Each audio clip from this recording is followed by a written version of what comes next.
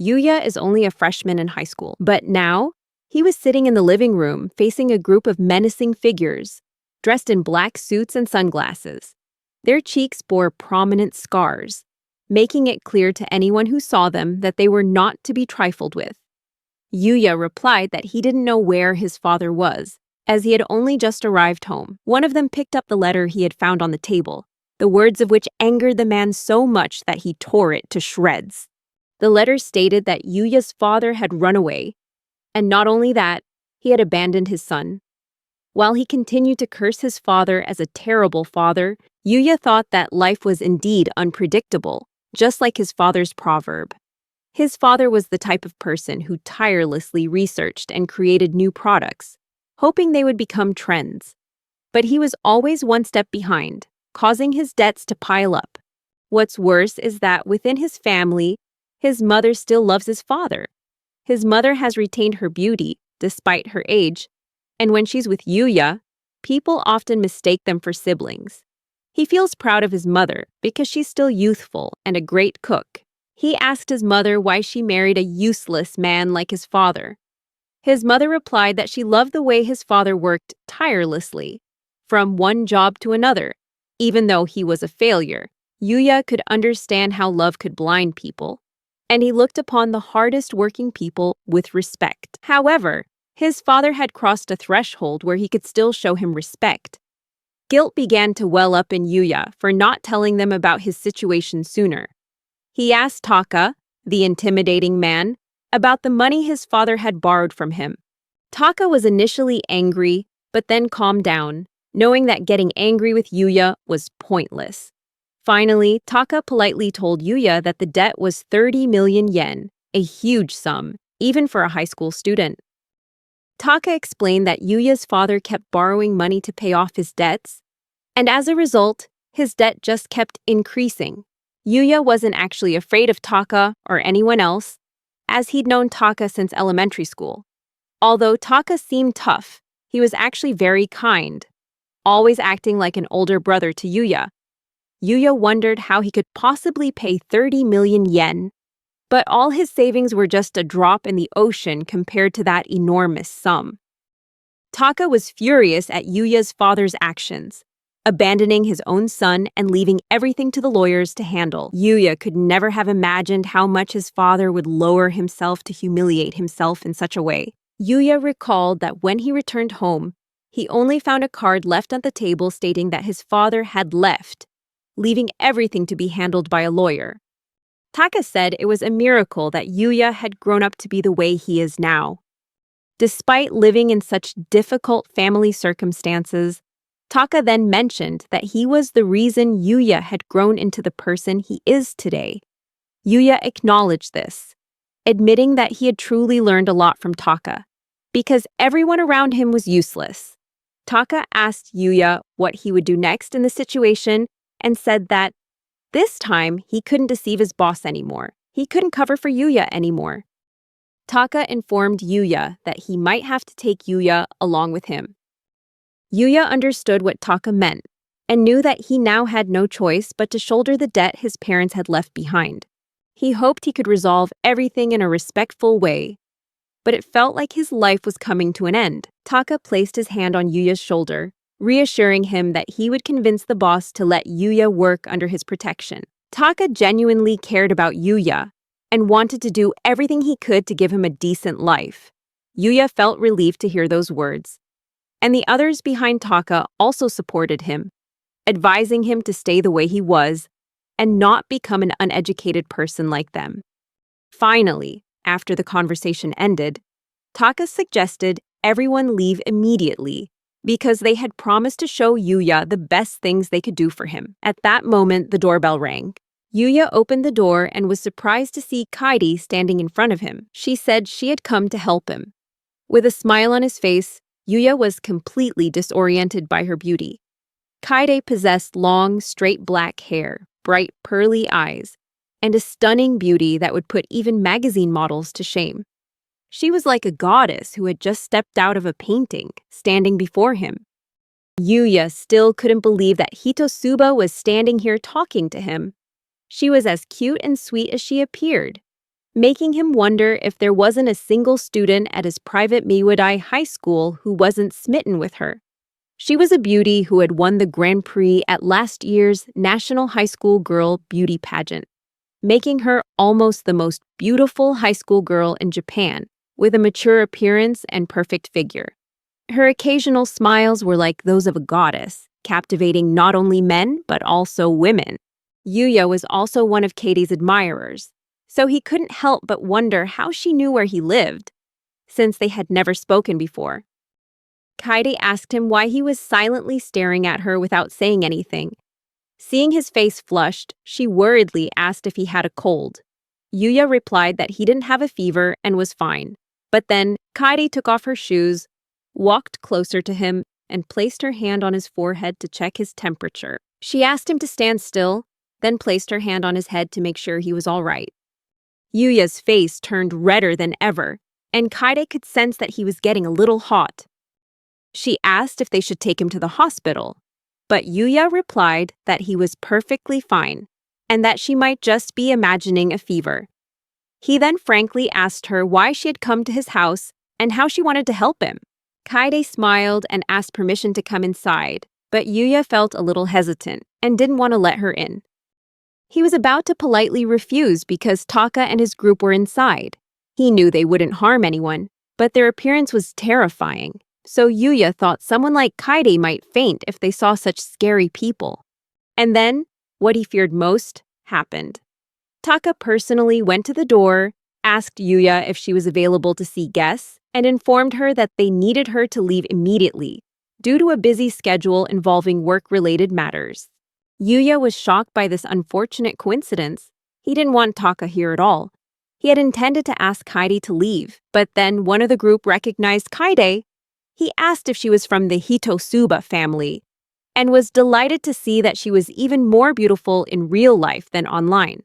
Taka asked the man if he knew the girl, and he replied that she was Hitosuba Kaide, the most beautiful girl in Japan. Kaide chuckled softly upon hearing this, then asked Taka if that was Umichi Takashi, his real name. She even added that it would be more appropriate to call him Major Haratsu of Syndicate. Taka was slightly shocked upon hearing this, his hands trembling slightly. They all wondered how Kaide knew about Taka's relationship with the Syndicate, and even his position within it. Yuya couldn't imagine Kaide having any connection to this dark, bloody world. Meanwhile, Taka was flustered, trying to remain calm, but his face turned cold and menacing. Yuya urged Taka to calm down and stop making that face. He recalled the last time Taka gave gifts at events, just to make the children happy, but instead they were frightened by his scary expression. Yuya told himself he needed to be gentler from now on, but Taka told him things were different now. Taka approached Kaide, asking her in a forceful voice how she knew about him.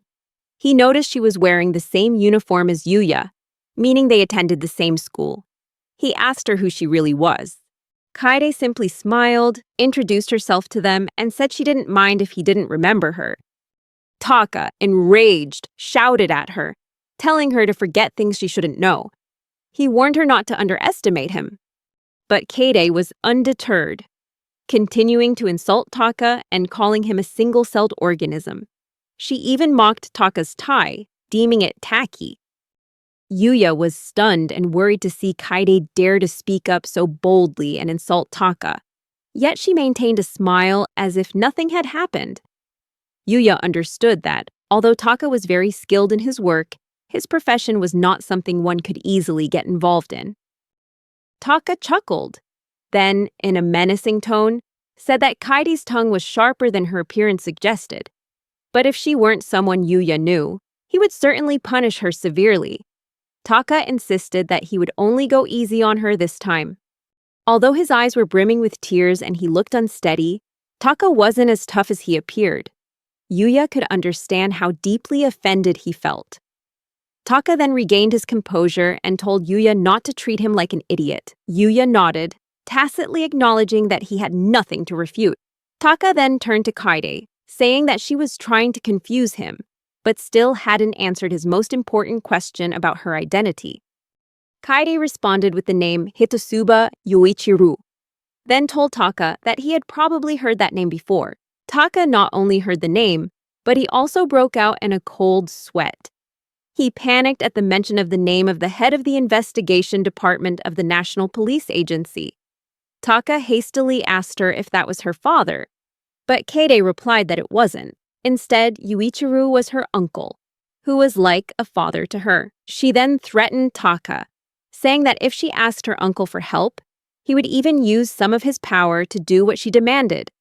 Taka, realizing he couldn't do anything against her, asked her what she intended to do with them. She simply replied that she wanted them to leave Yuya alone.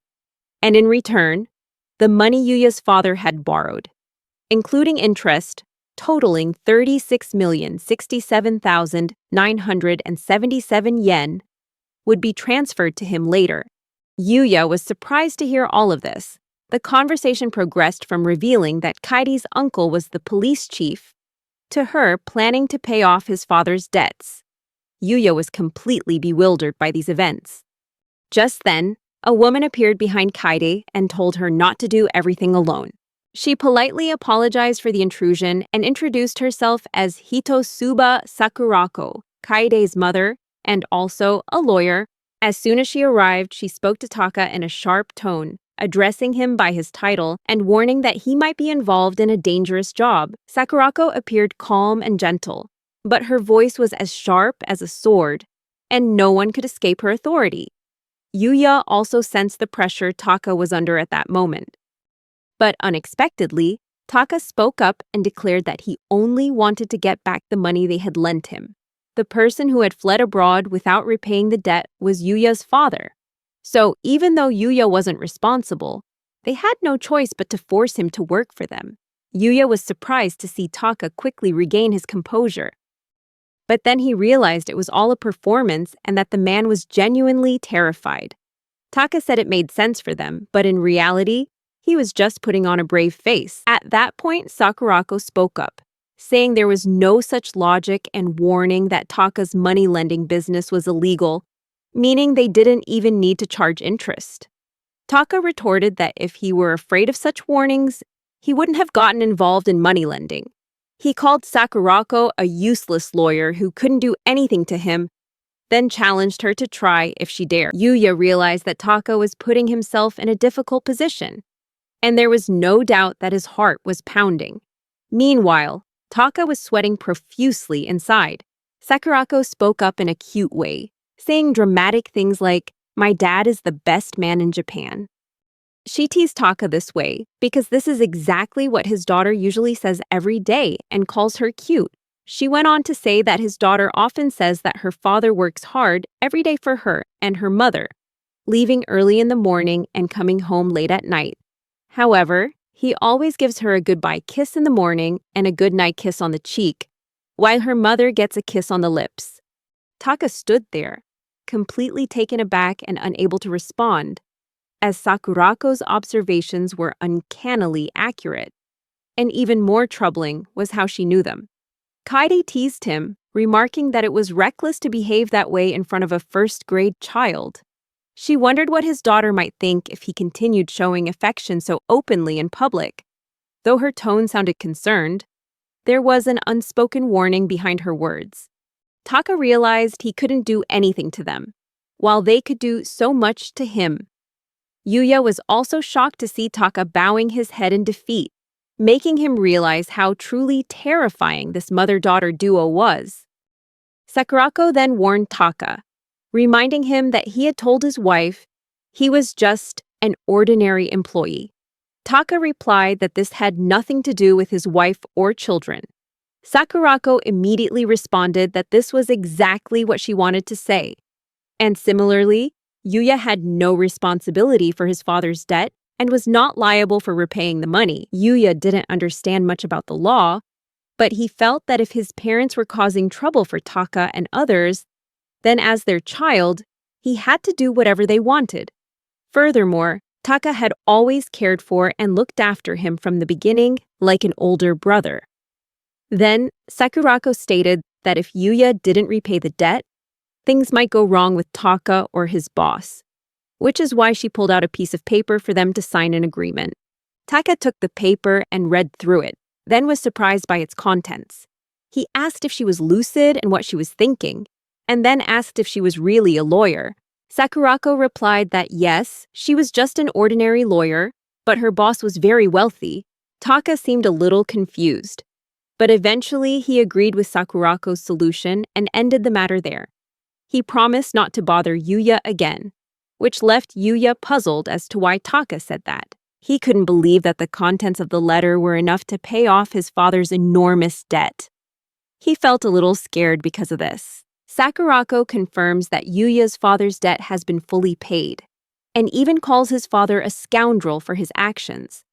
Yuya wonders if she even knows his father, since she speaks so casually about him. Taka also confirmed to Yuya that the money had been paid, and he was happy for Yuya that he could now live an honest life as he had wished. Yuya didn't quite understand what Taka was saying or where the conversation was leading. Then Kaide approached and took his hand, a smile on her face. Yuya was flustered because she was so close, and she told him he could relax now, and she would explain everything to him. She assured him that everything would be all right, and he wouldn't have any more problems. Yuya felt relieved that he could finally breathe a sigh of relief, but he noticed that Kaide was trembling slightly. Sakurako then spoke up, saying that now was the time for the two of them to talk. She asked Taka if he would like to have tea with her, like the other colleagues in Yuya's father's group of victims. Taka refused, saying that getting involved with them would only bring unnecessary trouble.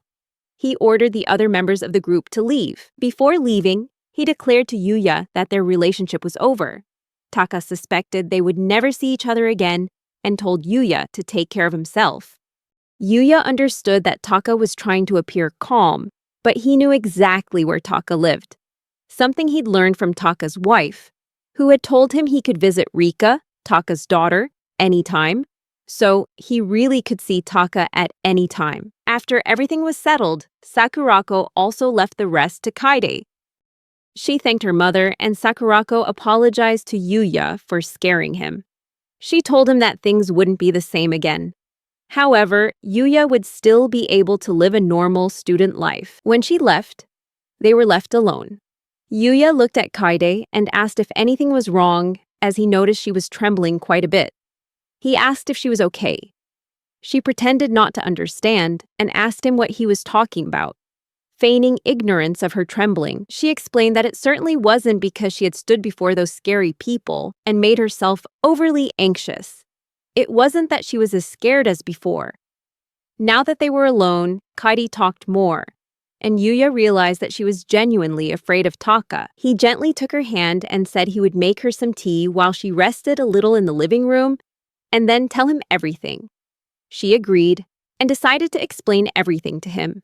She said that the debt his parents had left behind had been paid, but there was a condition. The condition was that Yuya would have to live with her from now on.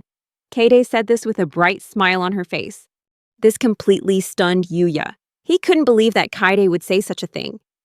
He became even more bewildered when he realized that he wasn't the only one going to be killed by all the boys in school, but also by all of her fans across Japan. She said she would explain everything to him now, so they needed to go to the living room. She invited him to follow her, a bright smile glistening on her flushed face. Yuya felt happy hearing Kaide call his name with a smile like that of a goddess. So perfect, it would mesmerize anyone. However, the only thing she lacked at that moment was that her legs were still trembling with fear. Afterward, they went to the living room to continue their conversation, and Kaide said she would explain Yuya's current situation. She said it could all be summarized in a few words. He is now her property. She says that's all, with an innocent expression. She said there was nothing complicated about it. But after hearing that, Yuya couldn't believe it was actually an explanation. Kaide thought there was no point in giving a lengthy explanation, so she tried to keep things simple. However, Yuya said that wasn't enough. He needed further explanation about when he became her property. He asked her not to treat him like a pet she bought. Kaide giggled, blushed, and simply explained that he would be her pet from now on. She liked the way she spoke, And Yuya realized that she really didn't intend to explain further. Despite saying so, she continued to smile, completely lost in her own thoughts. Even so, she looked almost illegally beautiful. She reminded him not to drink tea so noisily and apologized for teasing him too much. She then went on to explain why he had become her property, saying it was clearly because of his father. His father had come to beg her mother in tears, as he and Kaidi's mother had known each other for a long time, having attended the same elementary and middle schools, like close friends with an inseparable bond. She had heard many rumors about Yuya's father, that he was a useless person, but since graduating from high school, they had never contacted each other again. A month ago, Yuya's father suddenly contacted Kaidi's mother and asked for her help. At first, Kaidi's mother intended to refuse, because no matter how close their relationship was, Yuya's father was in trouble because of his own mistakes.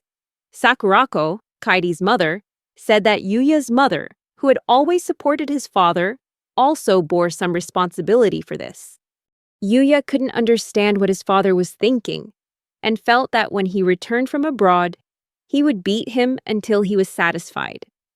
However, Yuya's father wept and begged Sakurako for help, at least for Yuya, Seiga's son.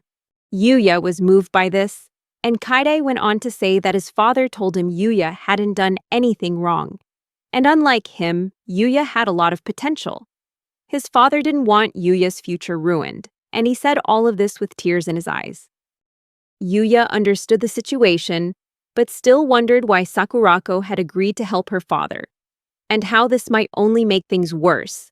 Since Kaide's mother was just a stranger to him, his hasty request would be meaningless. Kaidi explained that if Yuya wondered why her mother had decided to help, it was because she herself had selfishly asked her mother for help. Yuya's heart raced at the thought, making him nervous.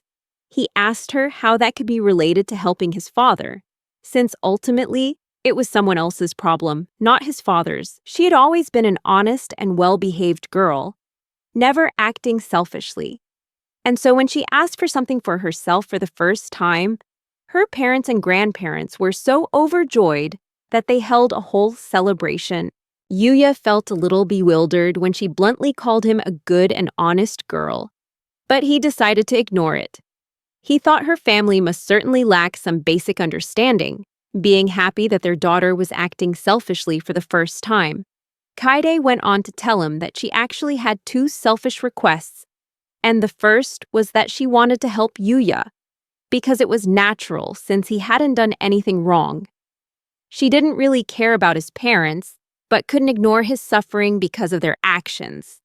Yuya didn't understand why Kaide cared about someone like him, and while he was extremely happy to have someone worry about him, he still had some doubts about her motives.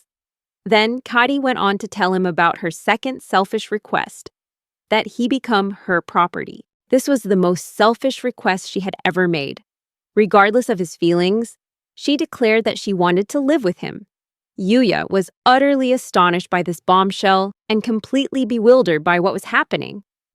He told her that this had gone too far beyond what he considered selfishness, and that being upfront with her parents about living with him was tantamount to proposing or confessing his love. Kaidi was a little nervous saying it, but she still managed to tell him with a sweet expression that she wanted to be with him. Yuya felt it was unfair seeing how incredibly cute she was when she said this, like a goddess. Hearing words like that from her would surely make any man fall for her. Kaide continued to tell the rest of the story. Her father had prepared the check himself, while her mother contacted his father to handle the paperwork. Yuya opened the documents and was surprised to find a written agreement inside. It stated that Yuya's parents had agreed to let him live with Kaide and that he would be adopted into the Hitotsuba family. The agreement would officially take effect after Yuya turned 18 and graduated from high school. Furthermore, from the moment they began living together, Yuya's biological parents, Mr. and Mrs. Yoshizumi, would be completely forbidden from any contact with their son. Yuya's face turned pale when he read this. Then he shouted, "What the hell is happening to me?"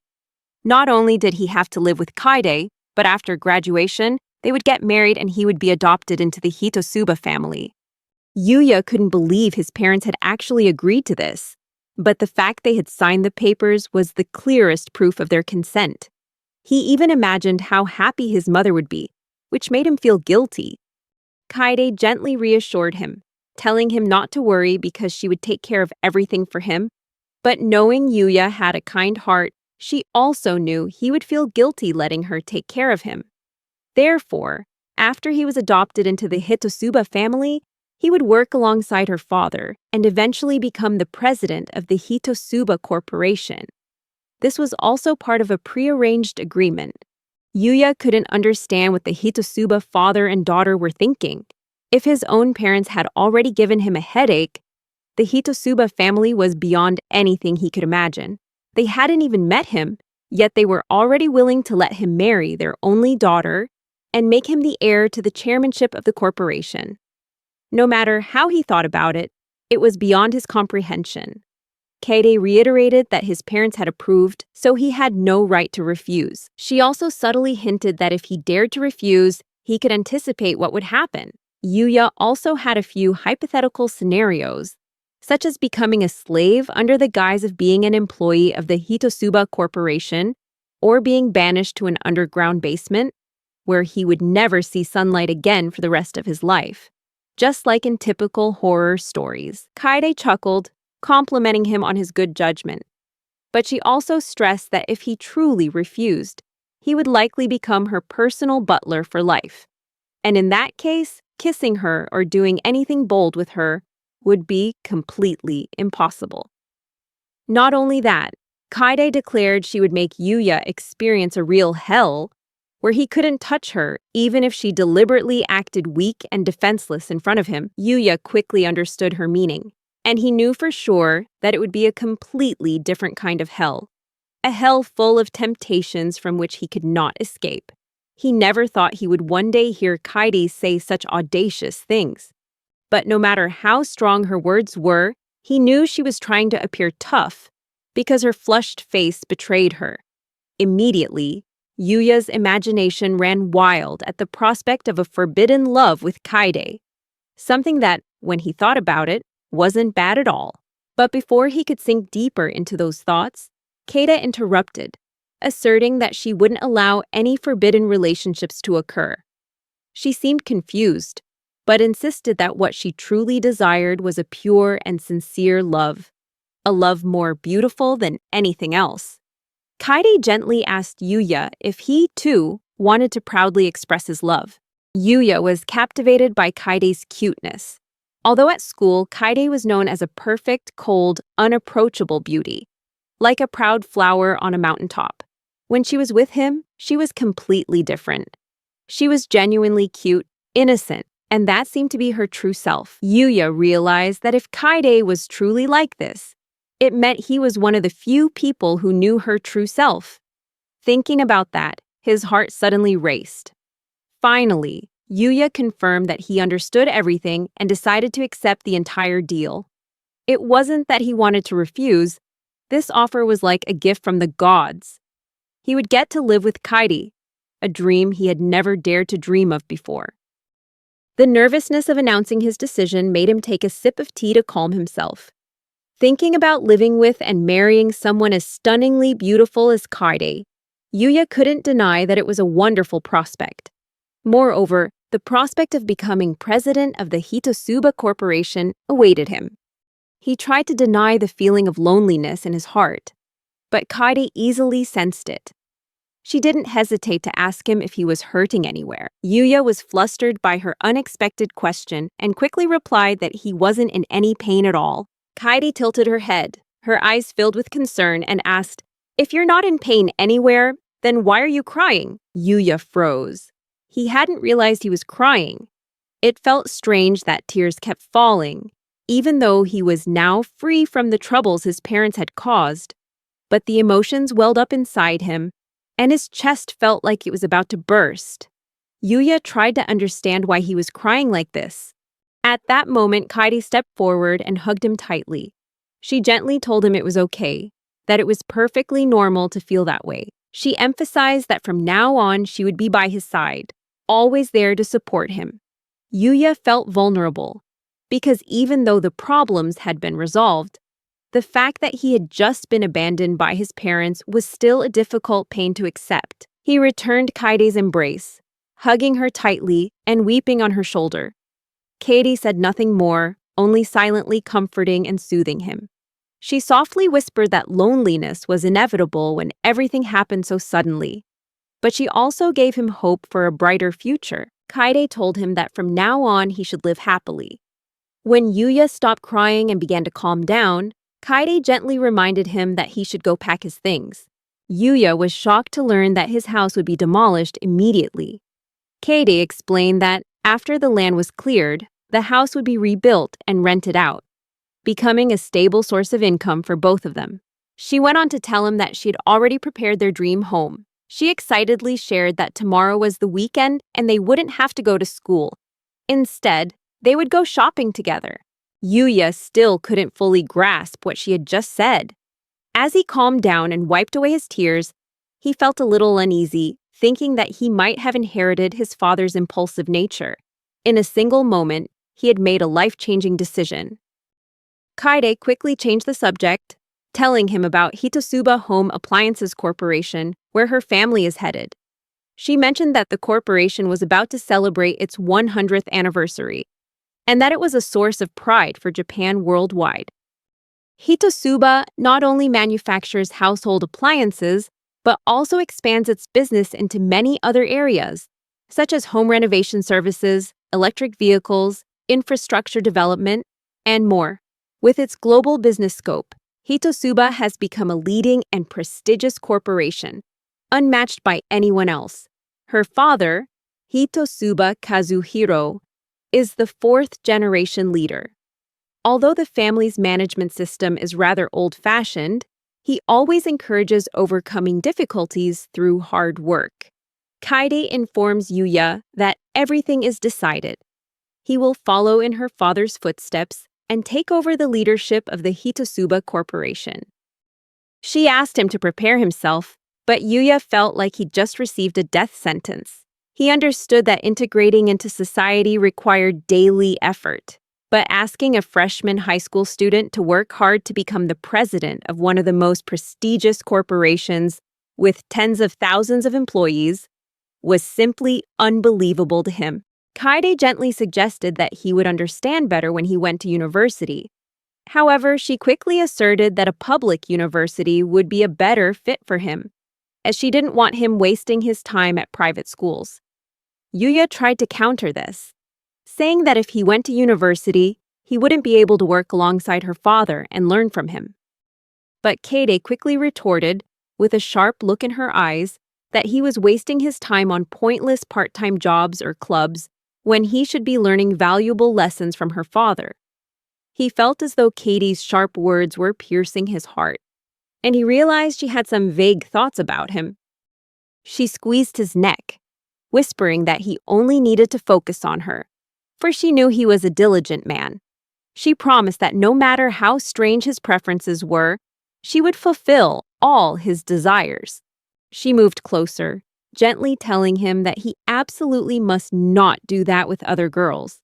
He felt like he was about to collapse from her mesmerizing beauty so close to him, as she winked seductively. He agreed with everything she said, but couldn't help but ask why she wanted to help him, since he thought they didn't really know each other. She nodded in agreement, admitting that they had only spoken a few times at school, but that she'd been watching him for a long time. He was surprised to hear this, and she went on to say that she had watched him during after-school soccer practice. Football was one of the games he had played since he was a child, and one summer day, when she happened to walk by, her eyes were drawn to him as he continued practicing diligently, even after the sun had set and everyone else had gone home. She continued to watch him day after day, intently observing him kicking the ball toward the goal with an expression of unwavering determination, something he rarely showed outside of the training sessions she had witnessed. She thought he was completely different from herself, someone who could pour his heart and soul into something and dedicate himself completely. Then something interesting happened. She unexpectedly fell in love with him without even realizing it. Since that day, she has silently cheered him on, praying that his efforts would be rewarded. However, her prayers went unanswered, as his efforts seemed to go unrewarded. He sadly recalled how his dream of participating in the National League was shattered when his team was eliminated in the third round of the district tournament. His strenuous training sessions yielded no results, but what impressed her even more was that despite the failure, Yuya didn't lose hope. The next morning, he continued playing soccer alone as usual, even though she thought he could rest a little or at least not practice alone. But he persevered and practiced diligently. She loved him for never giving up in the face of despair and for his strong heart, which made him seem truly amazing. She admitted to him that her heart had been completely captivated by him. Yuya felt a little guilty, as he wasn't as special as she thought. But she said that no matter what he said, her heart belonged to him, because she loved the way he put his heart and soul into everything he did. She decided she had to act to keep him all to herself, before someone else realized his charm and stole him away. She wanted him to only look at her. As she reached out her hand near his face, he thought about how Kaidi had been voted the cutest girl in Japan, which filled him with joy. He couldn't believe she was so smitten with him, a guy who played soccer like an idiot every day. Kaidi had been silently watching him and falling in love with him, while he remained completely unaware of her feelings. He knew that if asked if he liked her, he would say he didn't know. He helped her sit down and said that he understood her feelings and that he was genuinely happy to receive a declaration of love from such a beautiful girl. But he also said that he didn't know much about her, so he couldn't reciprocate her feelings right now. Kaidi listened to him and said it was all right. She had anticipated this. She understood that beyond her appearance, he didn't truly know her, so it was okay if he couldn't answer immediately. She was delighted with his response, and it made her feelings for him soar. He realized that while appearance was important, understanding each other's true selves was even more crucial. At the very least, his criteria were that they should have enjoyable moments together, and more importantly, whether they truly cared about and understood him for who he was inside. Relationships based solely on appearances often fall apart quickly, and he didn't want to be in that situation. Kaidi chuckled, saying that although her methods were a bit forceful, they had succeeded in breaking down the barriers between them. She knew he couldn't understand yet, but she still dreamed that one day he might say, "I love you," and kiss her like that. However, as she became lost in her fantasies, the image of Cade in his mind, a precious beauty, was shattered. However, he felt relieved that he could finally understand her a little better. He told her that there was actually a significant difference between how she behaved at school and at home. Kaidi pointed at his face and said that everyone wears a mask, and that applied to him as well. She went on to say that whether he did it unconsciously or not, Yuya at home and Yuya playing soccer looked like two completely different people. Then she asked him, in those two personas, which was the pretense and which was his true self. He thought for a moment and replied that both had their own positive qualities. He couldn't jump to conclusions about her true nature, as he didn't know much about her beforehand. However, based on what she had shared with him so far, they could gradually understand each other better. Kaidi was gentle and calm, a wonderful, elegant, and trustworthy girl. However, alongside that, she also had a cute side, always laughing, lost in her fantasies, sometimes making silly faces, blushing and feeling shy. Those moments of hers were truly adorable. Hearing him say that, she was delighted and replied that she also wanted to learn more about him, such as his favorite food, the type of girl he liked, his quirky hobbies and favorite situations, and much more. She said they should try their best and whispered something in his ear. However, he stopped her, placed his finger on her lips, and said that they should leave that for later, and instead, get to know each other better first. She dropped a bomb on him the moment he started to feel a little defensive. He thought he'd never be able to catch up with her, because every action of hers was unexpected and delightful. She said it with a blushing face, turning away slightly, which only made him feel awkward because of her cuteness. To him, everything about Kaidi was unpredictable, leaving him unable to stop doubting her. He told her that they had had enough of the joking and it was time to start packing. She said they only needed to take the bare minimum, and then they would leave. He asked her where they were moving to, and she clearly replied that they would be moving into their love nest. He was completely astonished to realize that they would actually be living together under one roof from that day onward. Then, around 9 p.m., they got into a luxurious imported car, seemingly heading somewhere. The owner of the car was none other than Kaidi, sitting beside him. Her face was completely different from before. She looked so elegant and beautiful that he couldn't help but admire her. But he was too shy to admit it. He asked her where the car was going, or where she was taking him.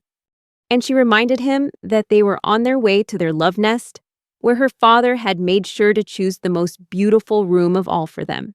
He no longer doubted her, but still asked if what she said was true. Earlier, she had made a cute, deliberately naive expression, which only confused him further. He couldn't help but sigh as he looked out the window. They were in the famous Bay Area, a place with many luxury apartments like first-class hotels.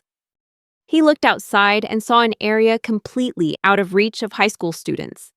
She was pleased to see how familiar he was with it, and considered it a necessary skill for anyone in society. He remembered his father, who always sat watching TV and forgot all the latest trends, while he only read the news during breaks between football training sessions, so he couldn't be sure he knew much. She told him that if he could do that now, his future would be fine. This would also help him a lot when working under her father. She reassured him that there was nothing to worry about. Because she trusted him, he felt embarrassed by her compliments, quickly looking away to hide his blushing face. She said he looked cute when he blushed, and while they chatted, they arrived at their destination. She announced that this would be their new home. He was stunned when he saw the building.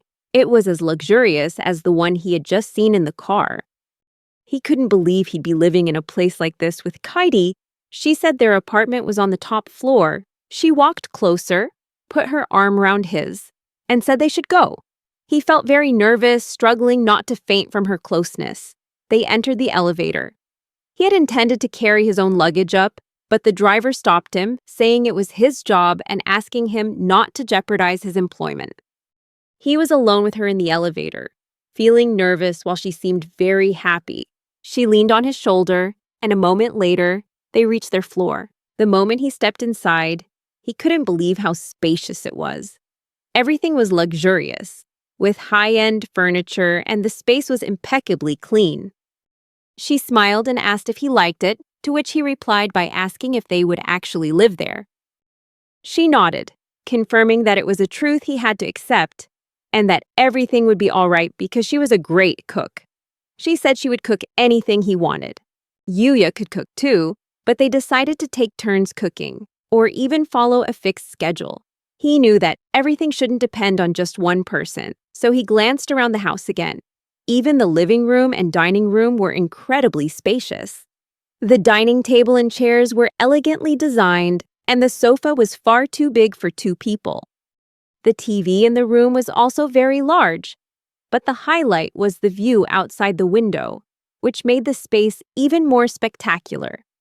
With the magnificent night view and twinkling lights of the bay streaming through the large windows, he began to fantasize about putting his arm around her shoulder and gently squeezing her, then giving her a passionate kiss, and perhaps going even further.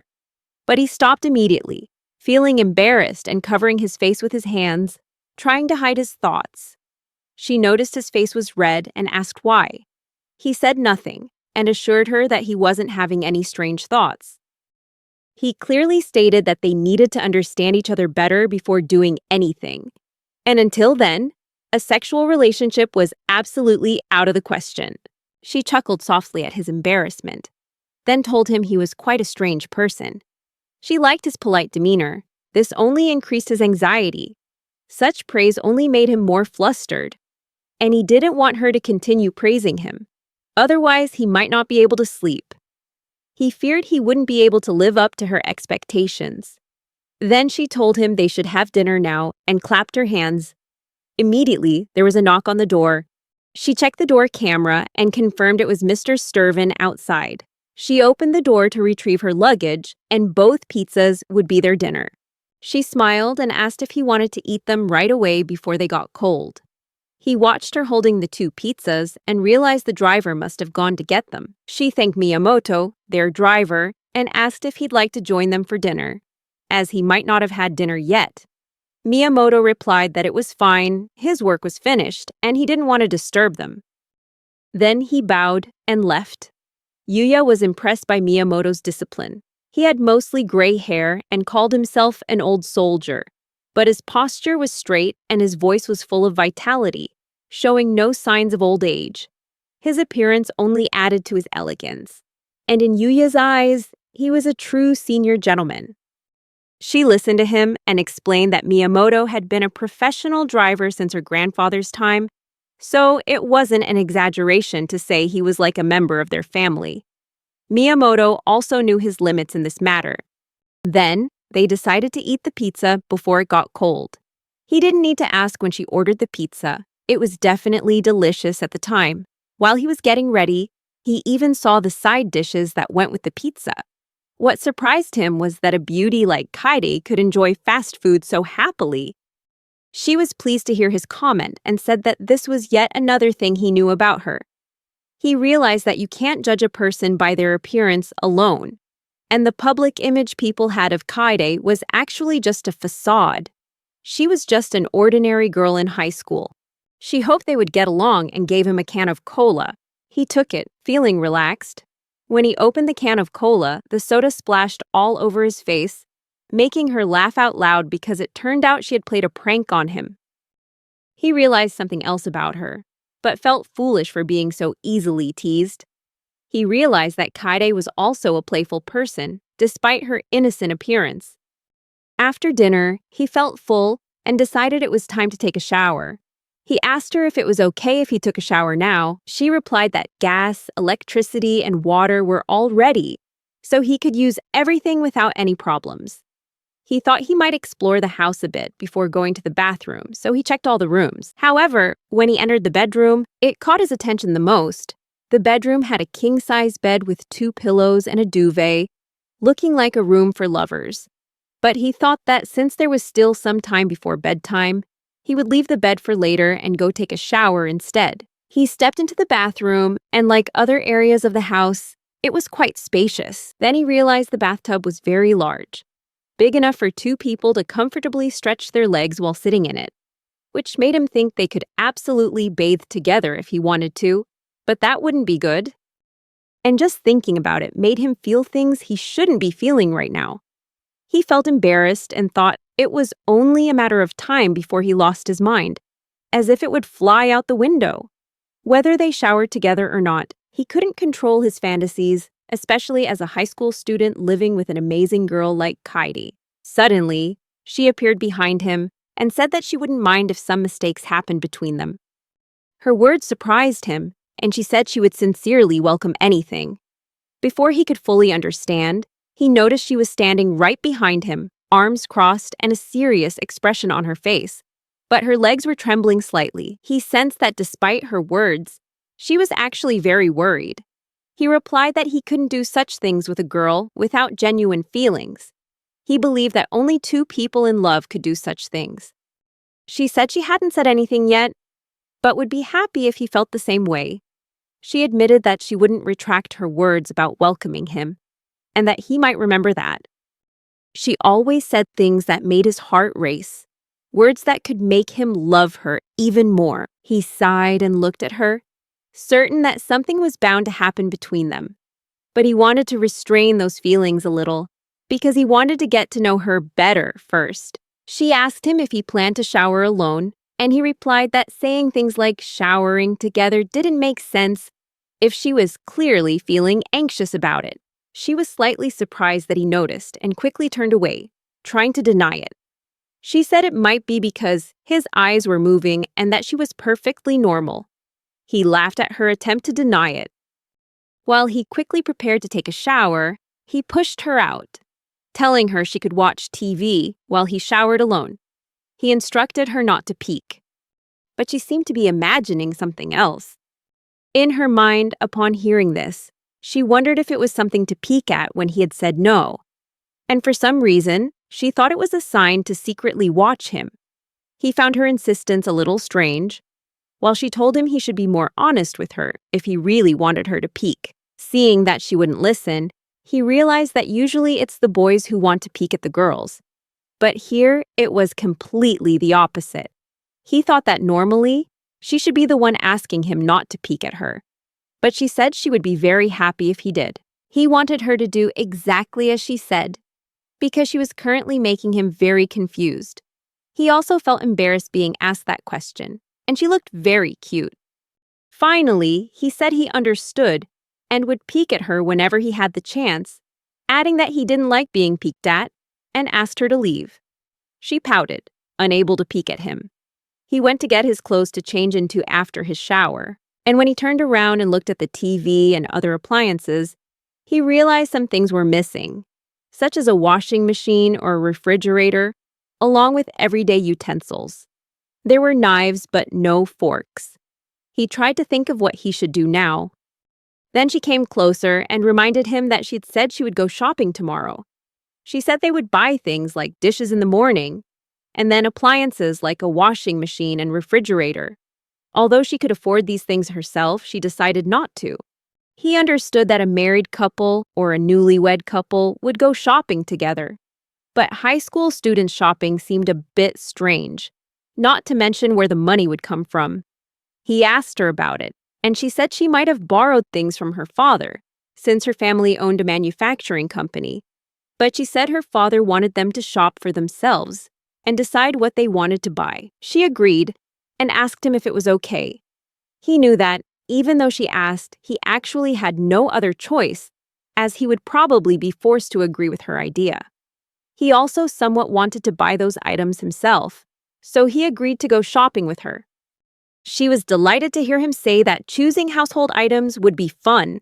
She agreed with him, and since they would be living together from now on, she wanted to choose items that they both approved of. This made her smile, eagerly anticipating tomorrow. He also smiled, seeing Kaidi's simplicity and kindness. It all felt like a dream to him. He recalled everything that had happened in a single day. His useless father getting into debt and running away abroad, him almost being captured and forced into servitude to Taka. But then she saved him. Finally, he had to live with her and marry her against his will. And now, they had moved into a new apartment, and tomorrow they would go on a shopping date to buy everyday necessities. When the bathroom was ready, Kaidi stood behind him and suggested they take a shower, offering to rub his back. He glared at her for trying to trick him so naturally, and told her that even though she was comfortable with it, she still felt embarrassed around him. He asked her to stay quietly outside the bathroom.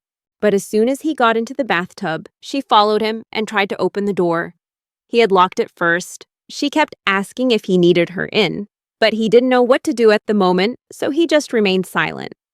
He didn't know how long he could endure her, or perhaps he was already starting to feel comfortable around her. He wondered about this as he slowly soaked in the warm water. While thinking, he began to worry about the next bedroom situation. After a while, she asked why he was so insistent on sleeping alone. He turned away, avoiding her gaze, knowing that this issue would have to be faced sooner or later. He recalled her taking a shower while he relaxed in the living room, watching videos. But she kept calling Yuga's name teasingly and asking if he wanted to peek at her, since her room door was always unlocked. He tried not to pay attention to it, and while showering, he thought a lot about the bedroom issue.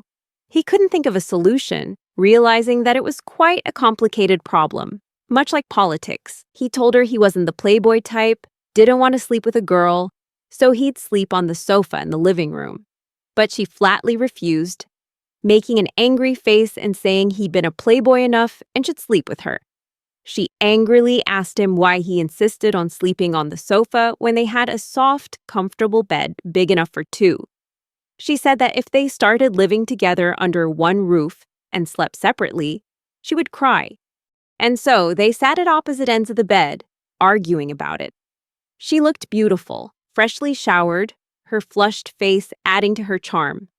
He thought that if he got any closer, he might not be able to stop himself, and unimaginable things would happen between them. He would sleep on the luxurious bed, but thought it inappropriate for a man and a woman who weren't in a romantic relationship to suddenly share a bed. He made it clear to Kaidi that even if she were comfortable with it, he couldn't agree. She asked why, and after thinking it over, he understood that she thought he was worried he would attack her while she was asleep. She asked if he understood correctly, and he was surprised to see her say it with such a cheerful expression. He couldn't remain calm either when she got so close to him, and taken aback, he slipped out of bed.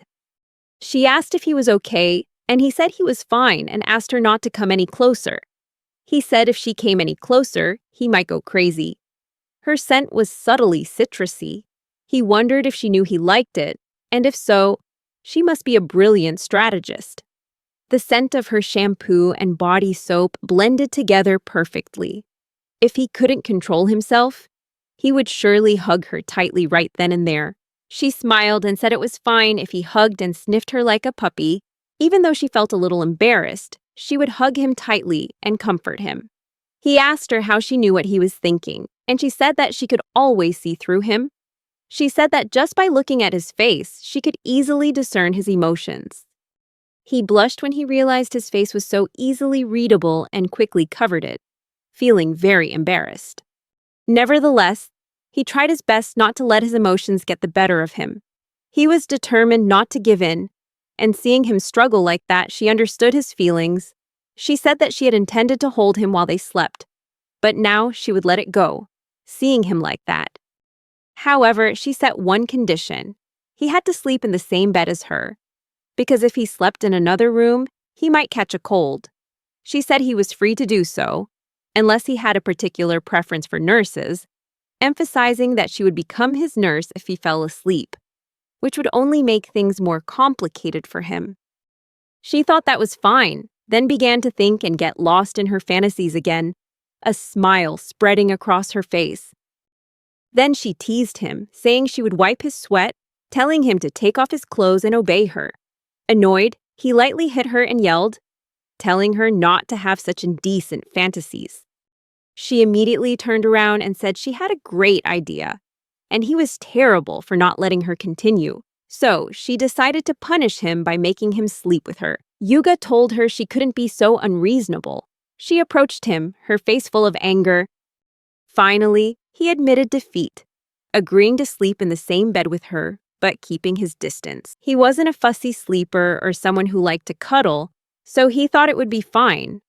But if anything happened, he'd be in trouble. She said she was a fussy sleeper and liked to cuddle, but she would sleep soundly. And if anything did happen, she hoped he would forgive her. He replied that he would throw her out of bed as mercilessly as possible, and told her to remember that. She was amused by his answer and said that he was special for being able to throw her out of bed like that. She smiled brightly and looked at him, while he looked away in embarrassment. The way she always spoke those words so naturally made him blush, and he thought the word "like" sounded too gentle to her.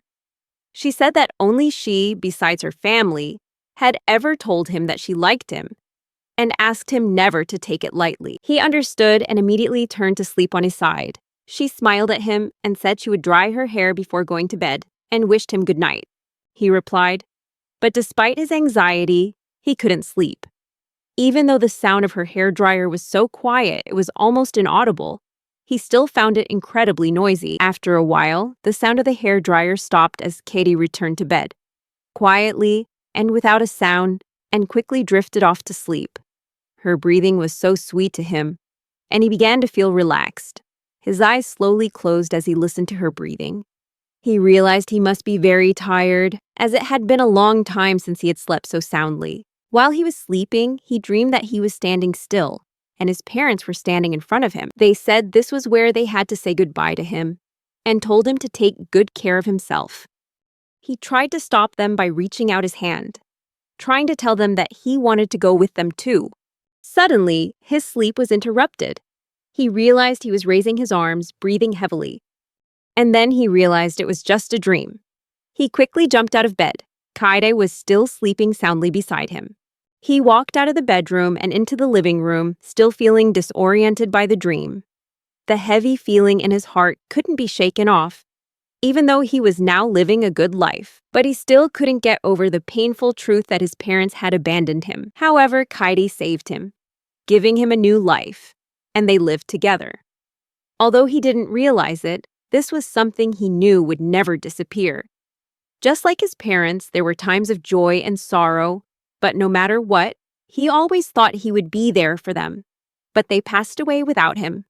He felt weak and knelt down, tears streaming down his face, unable to understand why they hadn't taken him along. He missed his parents terribly and began to sob uncontrollably. He cried for a long time.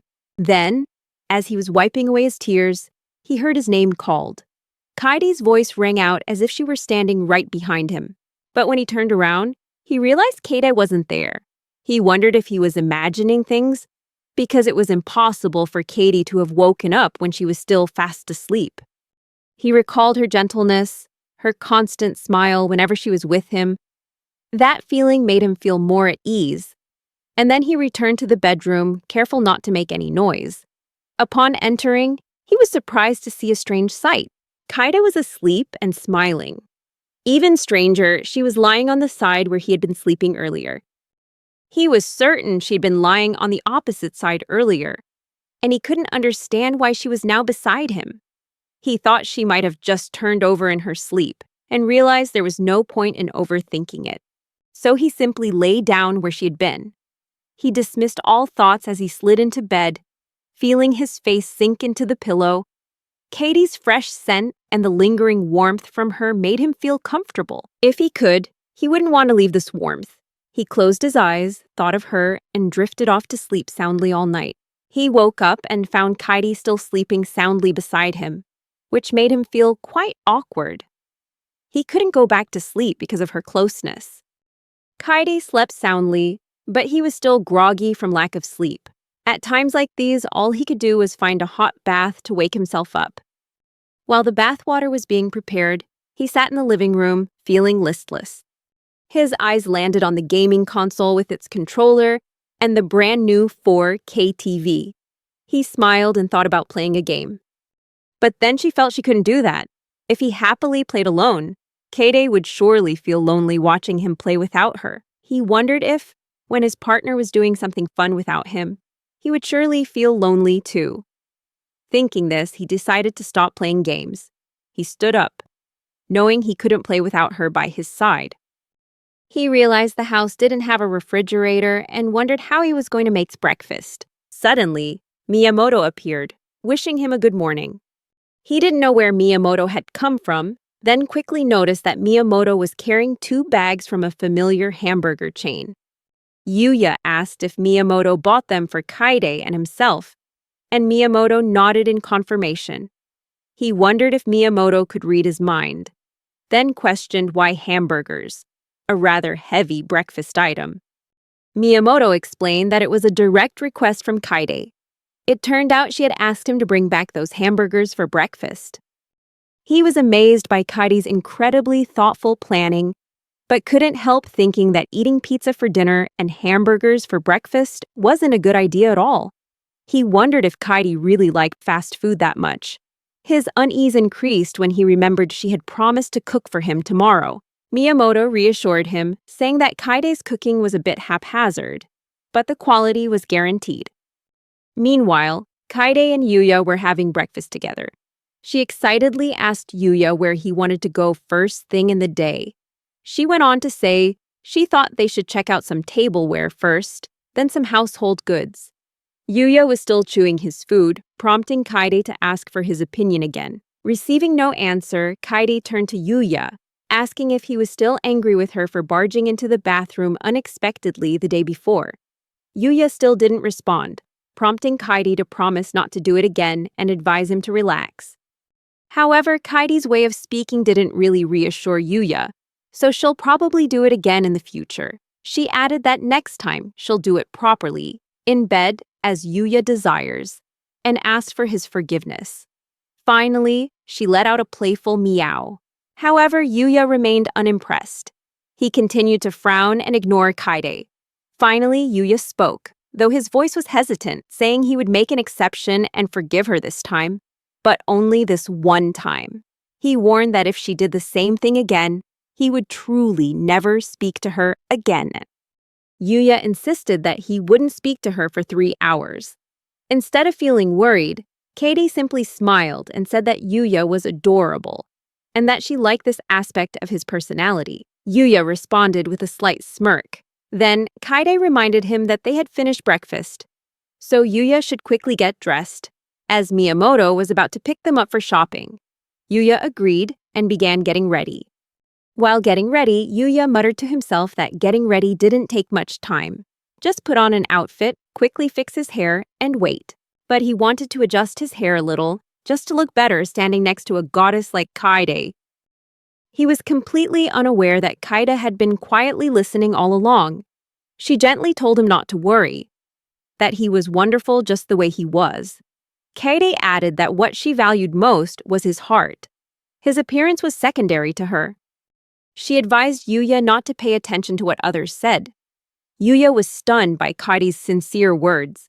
He didn't know how to respond, only feeling a sense of calm in his heart. After they both finished getting ready, Miyamoto came to pick them up, and the group went to the store as planned. They began browsing the household appliances. Yuya recounted that after lunch and a light snack, they stopped by an electronics store to buy a set of household appliances, including a refrigerator. He said that the selection process was more difficult than they had anticipated. Yuya mentioned that Kaide remembered seeing a thin, bespectacled employee on television, described as very knowledgeable and professional. Upon arriving at the store, Kaidi encountered a similar-looking female employee and struck up a conversation with her. Yuya also noted that this employee didn't seem bothered that both Kaide and he were high school students. The employee listened carefully to their needs and desires regarding the equipment, then suggested products that suited their requirement. Her advice was engaging, and her words instilled confidence. She even offered them a discount, demonstrating friendliness and enthusiasm. What impressed Yuya the most was that the more they listened to the saleswoman's advice, the more they decided to choose appliances from Hitotsuba Electric, a world-class brand. Yuya also emphasized that it was perfectly understandable. Kaide had paid the full amount for the items they decided to buy with cash. Kaide explained that her father had given her a sum of money to use, but she had to report the details of the household appliances she had purchased. Kaide also told the female employee that she would mention her name in the report and requested a business card. The employee, though a little nervous, was extremely excited and agreed immediately. Kaide thanked the saleswoman, saying that thanks to her attentive advice, she had a wonderful shopping experience that day. She also promised to tell her father about the saleswoman's professionalism. Hearing this, the saleswoman bowed respectfully. Later, that young woman rose through the ranks, reaching a managerial position in her career. After finishing her shopping, Kaide looked at the time on her phone and realized it was 7:20 p.m. She said that time was passing faster than she expected. Then Kaide suggested to Yuya that they should go home for dinner. Yuya agreed and offered to cook something, like pasta, if Kaide was okay with it. Kaide, wanting to be sure of what she heard, asked Yuya if he was really going to cook himself.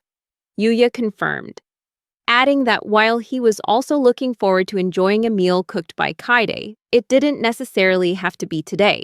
He emphasized that they would have many other opportunities in the future. Kaide excitedly agreed, declaring that she would show off her cooking skills tomorrow and telling Yuya to get ready. After agreeing, Yuya reminded Kaide to hurry so they could meet Miyamoto and go to the supermarket together.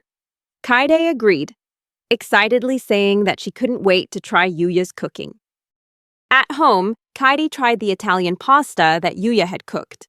She praised the food, even jokingly asking if Yuya was a genius. Yuya laughed, replying that if he were a genius, then all the chefs in the world were idiots, and he couldn't imagine what Michelin-starred chefs would be like. Kaide wouldn't give up, saying she wouldn't let him outsmart her and telling Yuya to look forward to tomorrow. She even promised to cook his favorite dish. Yuya asked how she knew what he liked, and Kaide confidently replied that she knew perfectly well. Kaide then confidently asserted that Yuya's favorite food was hamburger steak. She continued, saying that although Yuya usually ate pastries, on days when the school cafeteria served hamburger steak, he always chose it. She asked Yuya if she had guessed wrong. Despite Kaide's confident expression, Yuya simply nodded, acknowledging that she was right and that she knew a great deal about him. Kaidi smiled triumphantly, saying she knew everything about him, from his likes and dislikes to even the lively conversations he had with his friends. She proudly declared that she understood everything about him. Then, unexpectedly, Kaide changed the subject, asking Yuya about his current interests, suggesting he was obsessed with a newly released fantasy game. She went on to comment that he seemed to really like his childhood friend in the game, a character she described as extremely attractive. Then, with a mischievous grin, she directly asked if it was the girl with the enormous breast. This unexpected question, combined with what Kaidi had just said, left Yuya speechless. While they were drinking tea, the atmosphere suddenly changed. Kaide became serious, her deep gaze fixed on Yuya. She said she had something to ask him. Noticing her seriousness, Yuya replied that he would try to answer anything he could. Kaidi said she would ask without hesitation, then took a deep breath and began to ask, maintaining her serious expression. She asked Yuya if he liked girls like the female characters in the game, who had large breasts. Yuya seemed surprised by her question. Kaide went on to explain that she herself thought she had a large bust and didn't feel inferior to anyone. Then she asked Yuya if she was unattractive, and even mentioned that she had been voted the most beautiful girl in her Japanese high school that day. She covered her face with both hands, feeling uneasy. Yuya, noticing Kaidi's anxiety, said that he was one of her admirers. He thought she was really cool, strong, yet mischievous and talkative. He even complimented her, saying everything she did was cute, including how she always tried to seduce him whenever she had the chance, then blushed like a lovely peony. He said her actions were beyond his comprehension. Yuya also emphasized that when a girl like Kaide says he can do anything to her, it's hard for an ordinary person to resist that attraction. Yuya told Kaide that all men like girls with big breasts and warned her that she was joking too much. He said that she would actually attract him if she continued like that. But Kaide didn't feel threatened or scared. She simply replied that if it were him, she would actually agree. She added that once Yuya really liked her, she wouldn't have it easy on him either. Yuya, somewhat surprised, asked Kaide what would happen if she truly gave her all. Kaide replied that if she did that, she wouldn't let him sleep all night, and told him to just leave it at that. Hearing this, Yuya hurriedly ran back to his room and burrowed under the covers. Kaide muttered to herself that he had escaped again this time. The next morning, Yuya woke up and got ready for the day. He put on his uniform and prepared lunch for both of them. Looking at the clock, he saw it was 6:32, time to wake Kaide up. Recalling last night, Kaide came to Yuya's room and said they would go to school together the next day. Yuya lay in bed, his eyes closed. Kaide explained that since they lived together, going to school together was a given. She said it would be like having a childhood friend living next door wake him up every morning. Yuya thought to himself that wouldn't be like that, because such a world didn't exist in reality. And even if it did, the possibility was almost impossible. Yuya told Kaide that going to school together would be troublesome because Kaide was so beautiful that she was voted the most beautiful girl in Japan's high school. Yuya worried that if people saw her going to school with a boy, a panic would break out. However, Kaide didn't see any problem with that. She said that since they were living together, she would consider it an opportunity to brag. Yuya asked her what she intended to brag about and to whom. Kaide replied that she would show everyone that Yuya was her boyfriend and that she wouldn't give anyone a chance to take him away. Kaide's words surprised Yuya. His face turned red, and Kaide noticed it. She said that Yuya had blushed like a peony, truly a shy boy. Yuya turned his back, replying that no matter what Kaidi said, he wouldn't go to school with her. In fact, he couldn't, as he said he didn't want to die young. However, Yuya said that if she wanted to go to school with him, she'd have to wake herself up in the morning, as he wouldn't wake her up. Kaide exclaimed, pulling Yuya's blanket and reproaching him for being cruel. She said they had slept together on a futon, so she asked him to wake her up, as she knew she wasn't one to get up early. Yuya replied that he knew, but she should have woken up herself. It turned out Yuya had woken up early that day just to avoid going to school with Kaide. But if he let her sleep any longer, she would be late for school. Yuya seemed to have a little conscience left. He went into the room to check if Kaide was still asleep and asked if she had woken up. Kaide was slowly waking up, still groggy. Yuya reminded her that if she didn't get up quickly, she would be late, then gently patted her shoulder. Kaide, still half asleep, said she would get dressed. But then she raised her hand to Yuya and asked him to help her change clothes. Yuya was astonished. I was surprised by her reaction, because she did so quickly even though she wasn't fully awake yet. Kaide then ordered Yuya to help her change clothes. Otherwise, she would be late for school, and asked him if he was okay with that. Yuya realized that Kaide was doing this intentionally. She was teasing him because he noticed her dreamy eyes suddenly light up and a mischievous smile spread across her lips. Yuya thought to himself that this was really annoying, although he didn't mind her teasing. But if she continued like this, he would return the favor twofold. Yuya took Kaide's hand and said he would help her change, asking her to raise her hand. Kaide was surprised, her face flushed, but she still said okay with a nervous expression.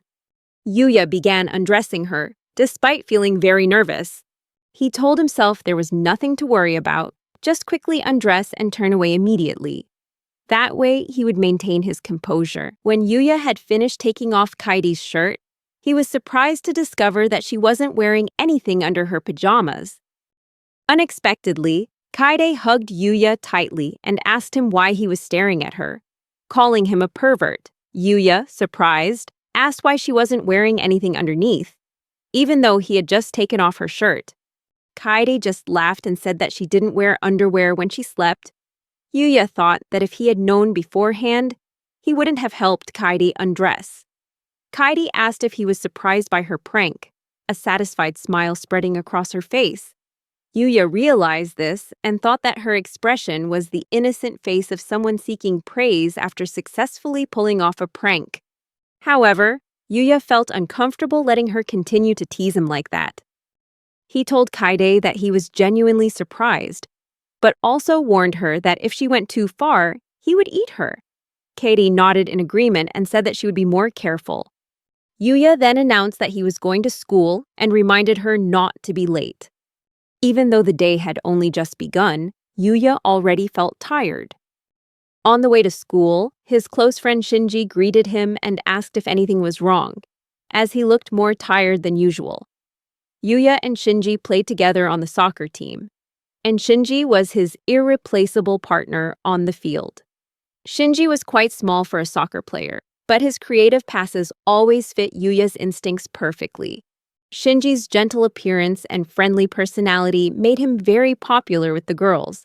Many girls at school confessed their feelings to him, but Shinji rejected them all and instead confessed to a girl he fell in love with at first sight.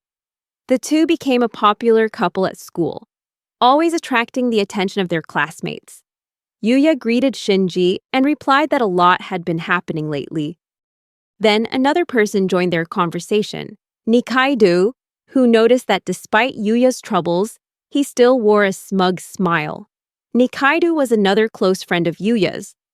Nikaido is also a prominent figure in the school, comparable to the reputation of Kaide Hitosuba's family. She's the star of the basketball club, despite being only a freshman. She has a handsome appearance, with delicate features, and a stylish pixie haircut. Her husky voice has made Nikaido a beloved idol among many girls, earning her the nickname Prince of Meiwadai. Even Yuya, a boy, had to admit that Nikaido was very handsome. Besides, Nikaido was an excellent student with exceptionally high grades. She was so perfect that she could be called a true prince. Yuya greeted Nikaido and told her that he was just feeling mentally exhausted. Nikaido advised him that no matter how tired he was, he should relax a little, otherwise she would feel sad if Yuya continued like that. Shinji, standing nearby, also agreed with Nikaido's opinion. In class, Yuya sat next to Nikaido and asked her what she was doing. Nikaido was reading a short story from Full Metal Panic. She said that even though she'd read it many times, it was still very interesting and recommended that Yuya try reading it. Yuya explained that the reason he and Nikaido started talking and became close was because they shared similar interests. When Yuya first started school, he found Nikaido sitting next to him, also reading a light novel he enjoyed. They started talking more because they shared a common interest in anime. Shinji came to their table and asked Yuya again why he felt mentally exhausted. Nikaido also suggested that Yuya shouldn't make a big deal out of it and just share his feelings with them. Then Yuya asked them about Kaide Hitotsuba. Both Nikaido and Shinji were surprised to hear Yuya ask about Kaide, as they were certain he already knew about her. However, Yuya persisted in asking. Nikaido said that Kaide is a perfect girl. She has excellent academic achievements and is also very good at sports. Furthermore, she's a huge influencer on social media, with every photo or video she posts going viral. Nikaido also said that during the National High School Girl Beauty Pageant, many major production companies approached Kaide, but she rejected them all. The reason was that her dream was simply to become an ordinary wife, which made her even more attractive. Kaide shared this in an interview after winning the Grand Prix. Nikaido said that the gods truly loved Kaide. When Yuya asked about his opinion of Kaide, Shinji didn't have much to say because Nikaido had already said almost everything. Shinji only said that Kaide was very popular, and it seemed that many seniors and classmates had confessed their feelings to her, but he heard that Kaide had rejected them all. In fact, Shinji had also heard rumors that she already had someone in her heart, and that person was truly a lucky man. When Yuya asked Shinji where he got this information, Shinji simply replied that he had overheard people talking about it, so he couldn't be sure. Then Nikaido asked Yuya if he thought that person was him, but Yuya immediately denied it, saying that Kaide was someone out of his reach. Nikaido told him that instead of eyeing those high-minded girls, he should pay attention to more approachable girls, adding that no guy in the school was worthy of Kaide. Yuya completely agreed with her. The school bell rang, signaling lunchtime, and as Yuya stepped into the cafeteria, a sudden storm disrupted his peaceful days. A female student rushed up to him and asked if Kaide had confessed her feelings. That girl was Utsuki. Yuya was surprised and quickly asked her who had said that.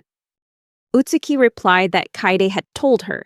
She said that Kaide had said the day before that she would confess her feelings to Yuya, but hadn't heard the result yet. Utsuki recounted that when she asked Kaide about it, Kaide just smiled and didn't say anything more. Therefore, Utsuki thought she should ask Yuya directly. Shinji then tapped Utsuki on the head and reminded her to be mindful of her surroundings when asking such sensitive questions. He then pointed at Yuya, whose face had turned pale. However, Yuya reassured him that it was nothing serious. Utsuki asked Shinji if he didn't want to ask Yuya directly, and Shinji admitted he was genuinely curious about it. He said he now understood why Yuya had asked that question this morning. Hearing this, Utsuki became even more curious and asked Yuya to reveal what he had asked Shinji. Utsuki is the girl Shinji fell in love with at first sight when they first started school.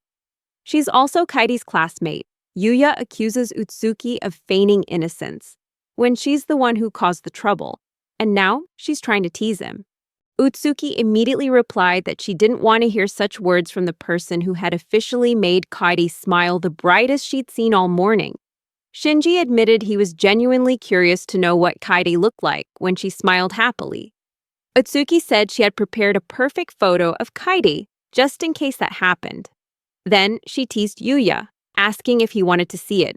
Deep down, Yuya admitted that he really wanted to know what Kaidi's happy smile looked like, but he felt it would be admitting defeat if he had to ask her. At this point, Nikaido asked Yuya about the question Utsuki had asked him earlier, whether Kaide had truly confessed her feelings to him. Yuya wasn't sure how to answer. Meanwhile, Utsuki continued to pester him about Kaidi's photo, saying it was a very precious picture, capturing Kaidi's dreamy smile and asking if he was calm, since he might see it any time in the future when he was Kaidi's boyfriend. Annoyed, Yuya asks Shinji what's going on with his girlfriend, but then he feels curious to see Kaidi's dreamy smile. Suddenly, Kaidi's voice rang out from the crowd, telling Yuya he should have told her sooner that she was ready to give herself completely to him, and that if he wished, he could enjoy her body tonight. She said that if he did, he would get to see her dreamy smile. At that moment, Yuya called out Kaidi's name, interrupting her and reminding her that she shouldn't say such things at school, especially in the middle of class. Kaidi only responded with a sweet smile. She called Yuya my darling and asked if there was a problem with her only visiting him because she felt lonely and couldn't see him until noon. Yuya started to panic, asking Kaidi to calm down a bit. He told her that he wasn't her boyfriend, as he hadn't yet reciprocated her confession. He also admitted that he liked her, but with a little shyness. Kaidi said she understood, and if he said so, then he'd better get ready. Then she offered him the lunchbox Yuya had prepared earlier and asked him to eat. Utsuki unexpectedly interrupted the conversation, saying that lunchtime was almost over, and if they continued wasting time, Yuya should prepare himself for a lot of questions. As Shinji and Utsuki left, Utsuki declared that she would get revenge for always being called lovebirds. And when they were out of sight, Kaidi asked Yuya what he was doing and told him to hurry to the cafeteria. She jokingly said she didn't want to have to say there were no seats for him, because if she did, he'd have to sit on her lap. As Yuya was about to leave, Nikaido called him back, saying she had a question. Nikaido noticed that Yuya's blue bag and Kaide's pink lunchbox were a perfect match. Yuya said nothing, prompting Nikaido to ask if she could take his silence as confirmation. Then, Nikaido picked up his lunch bag and left. Yuya asked her where she was going, and Nikaido replied that she would be joining him and Kaide, assuring Yuya that he wouldn't refuse. Yuya could only agree. Witnessing all of this, Kaide looked at Yuya with a displeased expression, accusing him of being a deceiver. At the cafeteria, Utsuki was surprised by the appearance of Yuya's lunchbox. With its appetizing steak, she asked if Kaide made it, remarking that it looked like something from a restaurant. Kaide smiled and asked Utsuki if she wanted to try some, making it impossible for her to refuse the opportunity. At this point, Nikaido also spoke up, saying that she wanted to try the steak too. She asked Yuya to let her sample it. Yuya became tense, thinking that he couldn't read Nikaido's mind at all, especially compared to Kaide. He felt there was a stark difference between Kaide feeding Utsuki and him letting Nikaido try the same dish. Yuya wondered what Nikaido thought about this, but he didn't reply. Nikaido asked him what he was worried about, since she hadn't asked him to feed her or anything. Then she took his hand and asked him to give her the chopsticks. Yuya thought that giving her the chopsticks so she could eat might lead to an indirect kiss. He didn't want to make a fuss about it, but there was someone else who was even more annoyed than him. Kaide called out Nikaido's name, saying she was preparing her own steak hamburger. She said that since the steaks were the same, Nikaido could take hers instead of Yuya's. She reminded Nikaido not to take Yuya's food when he was hungry. Afterward, Kaide personally fed Nikaido a piece of hamburger steak. Nikaido praised the food and told Utsuki that the steak was amazing. Kaide called out Yuya's name, looked at him, and asked, "Since you two are so close, what kind of relationship do you have with Nikaido?" She looked at them with a jealous gaze. Nikaido replied that they were just classmates, sitting at the same desk, nothing special. The atmosphere between the three of them began to become tense. Yuya then asserted that he and Nikaido were just classmates, and told Kaide not to worry. Nikaido tapped on the lunchbox, saying that she wanted to ask about this rather than other things. She pointed out that the two lunchboxes were identical, with the same contents, and asked what that meant. Both Nikaido and Utsuki waited for Yuya and Kaidi's reaction. Nikaido was worried, while Utsuki was full of anticipation. Yuya seemed very tense and didn't know what to say, but then Kaidi smugly spoke up, saying that those were lunchboxes Yuya made with love. Yuya was shocked, and Nikaido seemed a little confused. Yuya tried to appease Nikaido, saying that even though Kaidi said so, he had actually just stuffed it with leftovers from yesterday. Nothing special at all. Nikaido interrupted him, saying that Kaide was the one who made the hamburger steaks, and Yuya only packed them that morning. She was curious to know what that meant. While Yuya was panicking inwardly, Kaide revealed that it was quite obvious since Yuya and she were living together. Both Nikaido and Utsuki were shocked by this revelation. Nikaido asked Yuya if he intended to explain what was happening, and Yuya reluctantly confirmed. After school, Yuya, Shinji, and their teammates in the soccer team had a practice session, and for some reason, the soccer club's practice became incredibly lively. Yuya's teammates, even his seniors, were all excited. Shinji realized the reason why everyone was so enthusiastic. Kaide was standing on the classroom balcony watching the practice session. Yuya asked her why she was watching, but Kaidi just waved and cheered him on. The other teammates were looking at Yuya with disapproval. Yuya thought that if Kaidi cheered him on, she would boost their morale, making them work harder, and he would also be under more pressure. Shinji tells Yuya that it's a pain to have the most beautiful girlfriend in Japan. Yuya snaps at him to shut up, saying she's not his girlfriend. Shinji laughs, saying that even though Yuya claims it's only temporary, they're already living under the same roof, and strangely enough, Yuya still denies dating her. Shinji tells Yuya that he's strangely stubborn and advises him to be honest about his feelings, especially after what Kaide revealed this morning. Yuya reluctantly explained his situation, but the story he told was actually a fabricated one. It was a story Sakurako had written for situations like this. The story begins with Yuya discovering that his parents are heavily in debt without his knowledge. Upon returning home, Yuya finds the house empty. In his panic, a menacing man named Taka, from a consumer finance company, arrives to collect the debt. Just when Yuya thought he was in danger, Sakurako, a lawyer, an old friend of his father and Kaidi's mother, appeared and saved him. However, Yuya had to give up his house to pay off his debts. Yuya explains that his parents have disappeared, he's lost his home, and doesn't know what to do. Sakurako tells him he can stay with her until his parents return, and she also mentions that even his father cried and begged her for help. Kaide doesn't react well to Yuya's explanation. She asks why her mother would be so trusting when she was the one who had begged.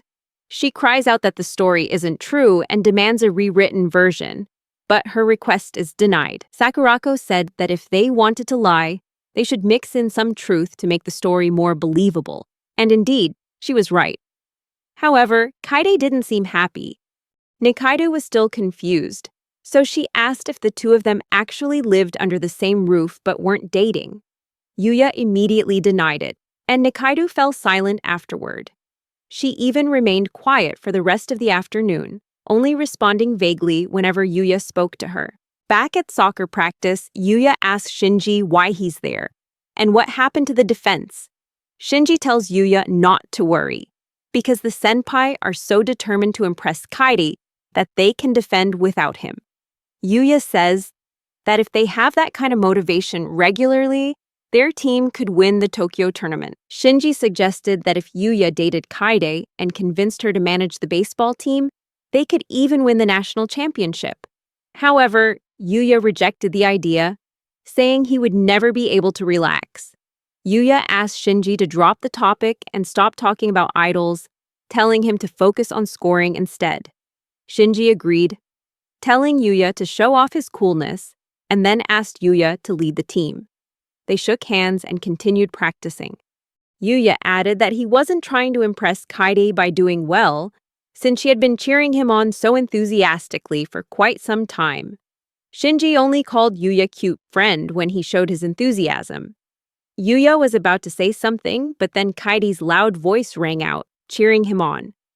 Yuya wondered why she was only cheering him on today. He thought she would be quiet and just watch to avoid suspicion. But despite that thought, Yuya had to admit that he didn't feel bad about being cheered on. As Yuya and his teammates continued practicing soccer, Kaide continued to cheer him on. Shinji teased Yuya, saying he was really well-liked, but Yuya just told him to shut up. Meanwhile, Kaide was doing plank exercises at home, panting and drenched in sweat. Yuya had just finished showering and witnessed this, looking at her in surprise. The instructor in the video Kaide was watching signaled the end of today's training session. Kaide sat down, breathless, and said that she had completed her target for the day. Yuya handed her a glass of water and complimented her on doing a good job. Kaidi thanked him and said that the water after a workout really did feel different. It was then that she noticed Yuya was there and asked him how long he had been standing there. Yuya told her not to be surprised and said she was amazing, because he had also done planks in the club and knew how difficult it was.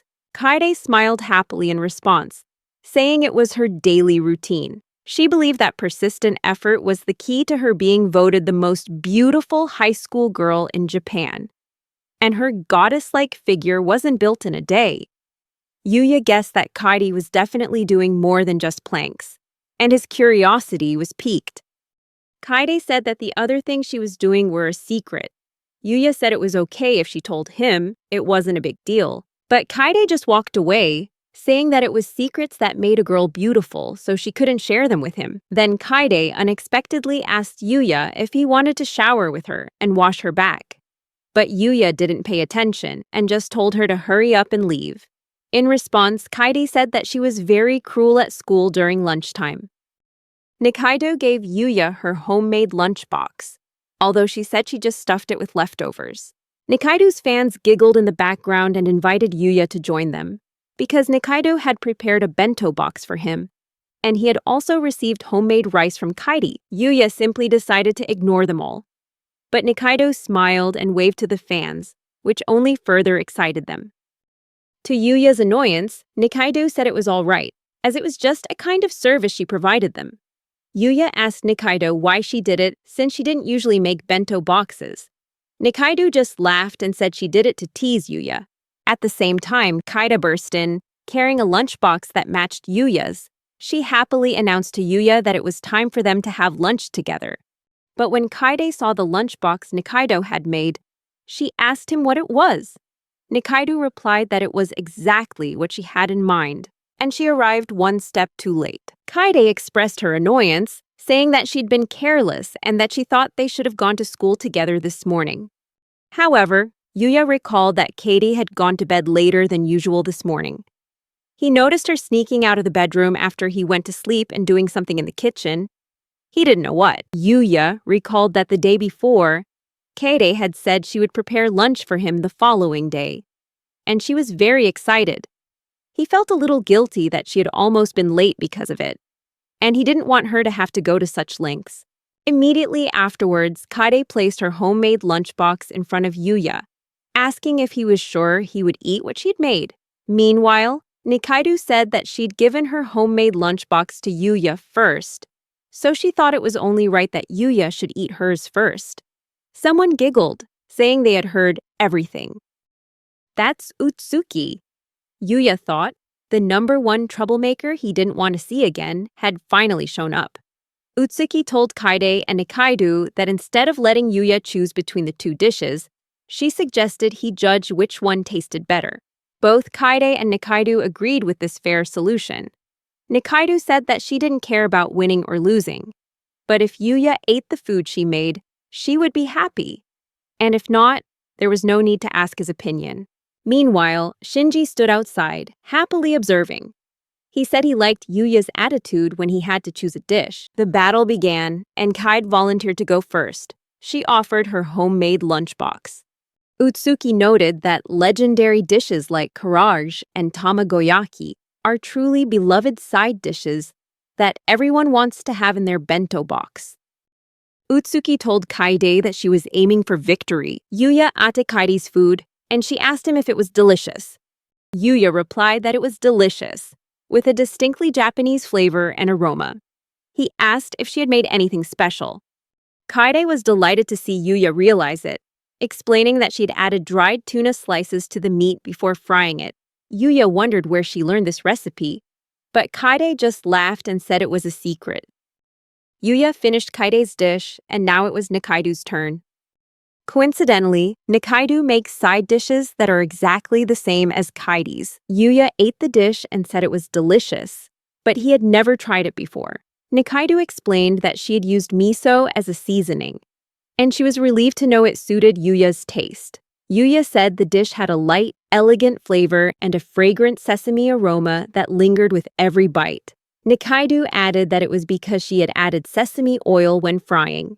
Yuya thought it was hard to tell which dish was better, and it seemed Nikaido was taking his attempt to annoy him too seriously. Then, Yuya mentioned that the eggs were slightly burnt, even though he had tried them and was shocked, and he accidentally dropped his chopsticks. Nikaido asked if the dish wasn't good. She made them with spices that Yuya had mentioned he liked, but Yuya replied that they were actually very delicious. Yuya thought Nikaido remembered what he had said a long time ago. Utsuki said that lunchtime was almost over and asked Yuya if he had decided which one tasted better.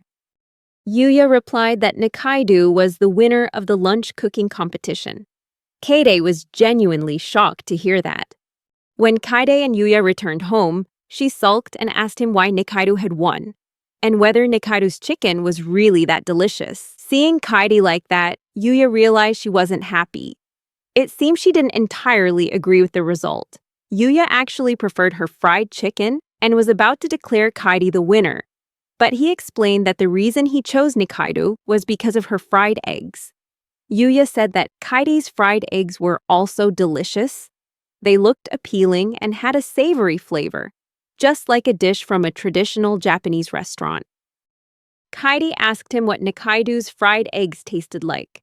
Yuya said they were sweet, so sweet it was as if Nikaido had added too much sugar, and they tasted like the eggs his mother used to make. Yuya also said that this might be because Nikaido knows what he likes, since they once talked about whether fried eggs should be sweet or not. That's why he chose Nikaido's dish, but he also said that if it weren't for that, he would have chosen Kaidi's dish. Kaide understood his reason. However, there's another reason she's sulking, and it's a more serious issue than the lunch. She asked Yuya why he called her Hitosuba-san, but only called Nikaido-san Nikaido without adding a suffix. She felt like there was a wall between them because Yuya called Nikaido without a suffix while calling her Hitosuba-san. Kaide wanted to be called by her name without the suffix, and she asked him why he called Nikaido that way. Although Yuya thought there was no particular reason, he explained that he and Nikaido happened to sit next to each other, and their conversations became intimate because they both played sports and easily got along. Nikaido had a very strong personality, like a prince, so before he realized it, he had started calling her affectionately Nikaido.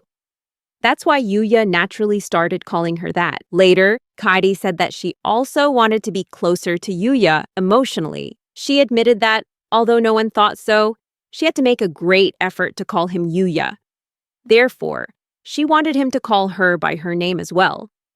Time passed, but Yuya still hadn't replied. Finally, he reluctantly accepted and called her Kaide. But the feeling of embarrassment came over him more intensely than he expected. His face turned red like a tomato, so hot it felt like it was about to burst into flames. However, Yuya noticed that Kaidi's face was just as flushed as his.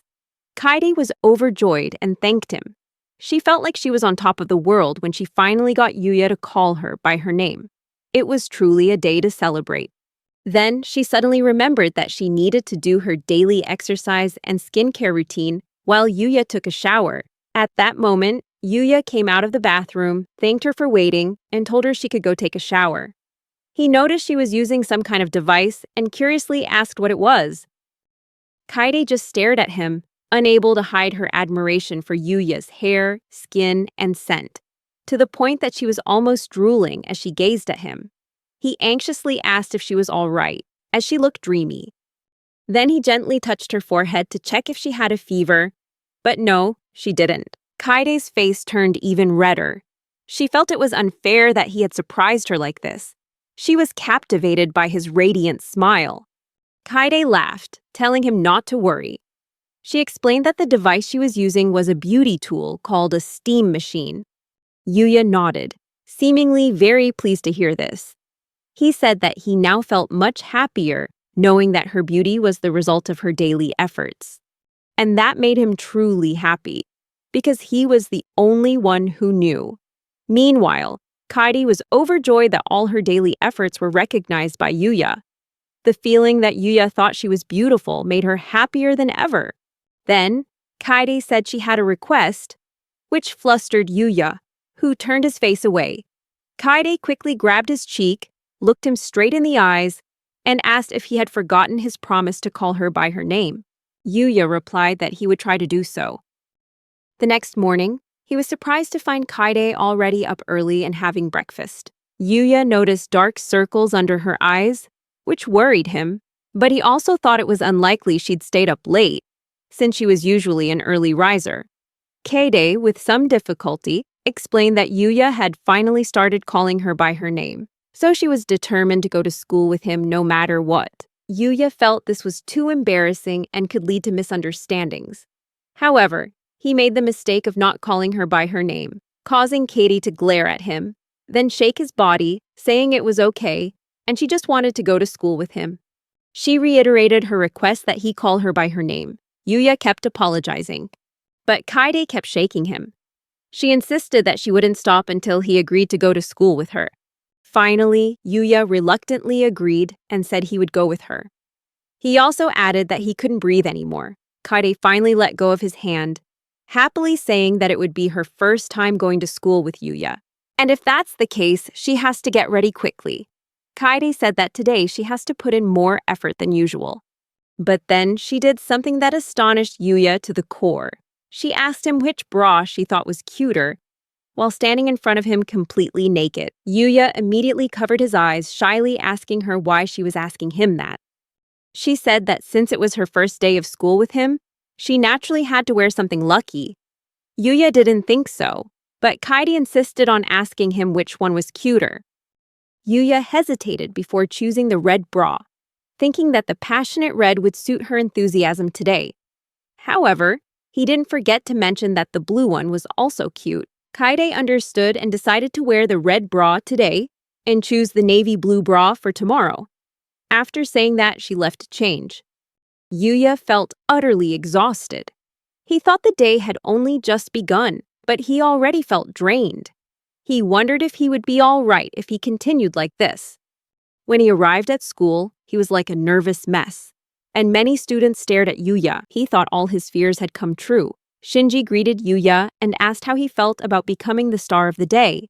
Yuya used only one word to explain: hell. Shinji laughed, saying it was only natural since Yuya and Kaide went to school together, like a couple. Shinji advised Yuya to prepare himself for this. Yuya asked Shinji to stop and explain that even though he told her not to, Kaide still wouldn't listen to him. Shinji seemed a little confused. Then Nikaido arrived and said she heard Yuya had started dating Kaide and asked if that was true. Yuya wondered why this had become a rumor, but Nikaido grabbed his shoulder and whispered that she heard Kaide had confessed her feelings to Yuya, but he hadn't responded. Since they went to school together, Nikaido asked him if that meant they were dating. Meanwhile, Nikaido's fans felt envious of the interaction between Yuya and Kaide. Nikaido went on to say that there were rumors that Yuya called Kaide by her name in a loving tone. She also told Yuya that he would feel better if he confessed his feelings. Yuya admitted that he still hadn't reciprocated Kaide's confession. Just then, the bell rang, signaling the end of class and the start of lunchtime. Nikaido said she would ask for more details later.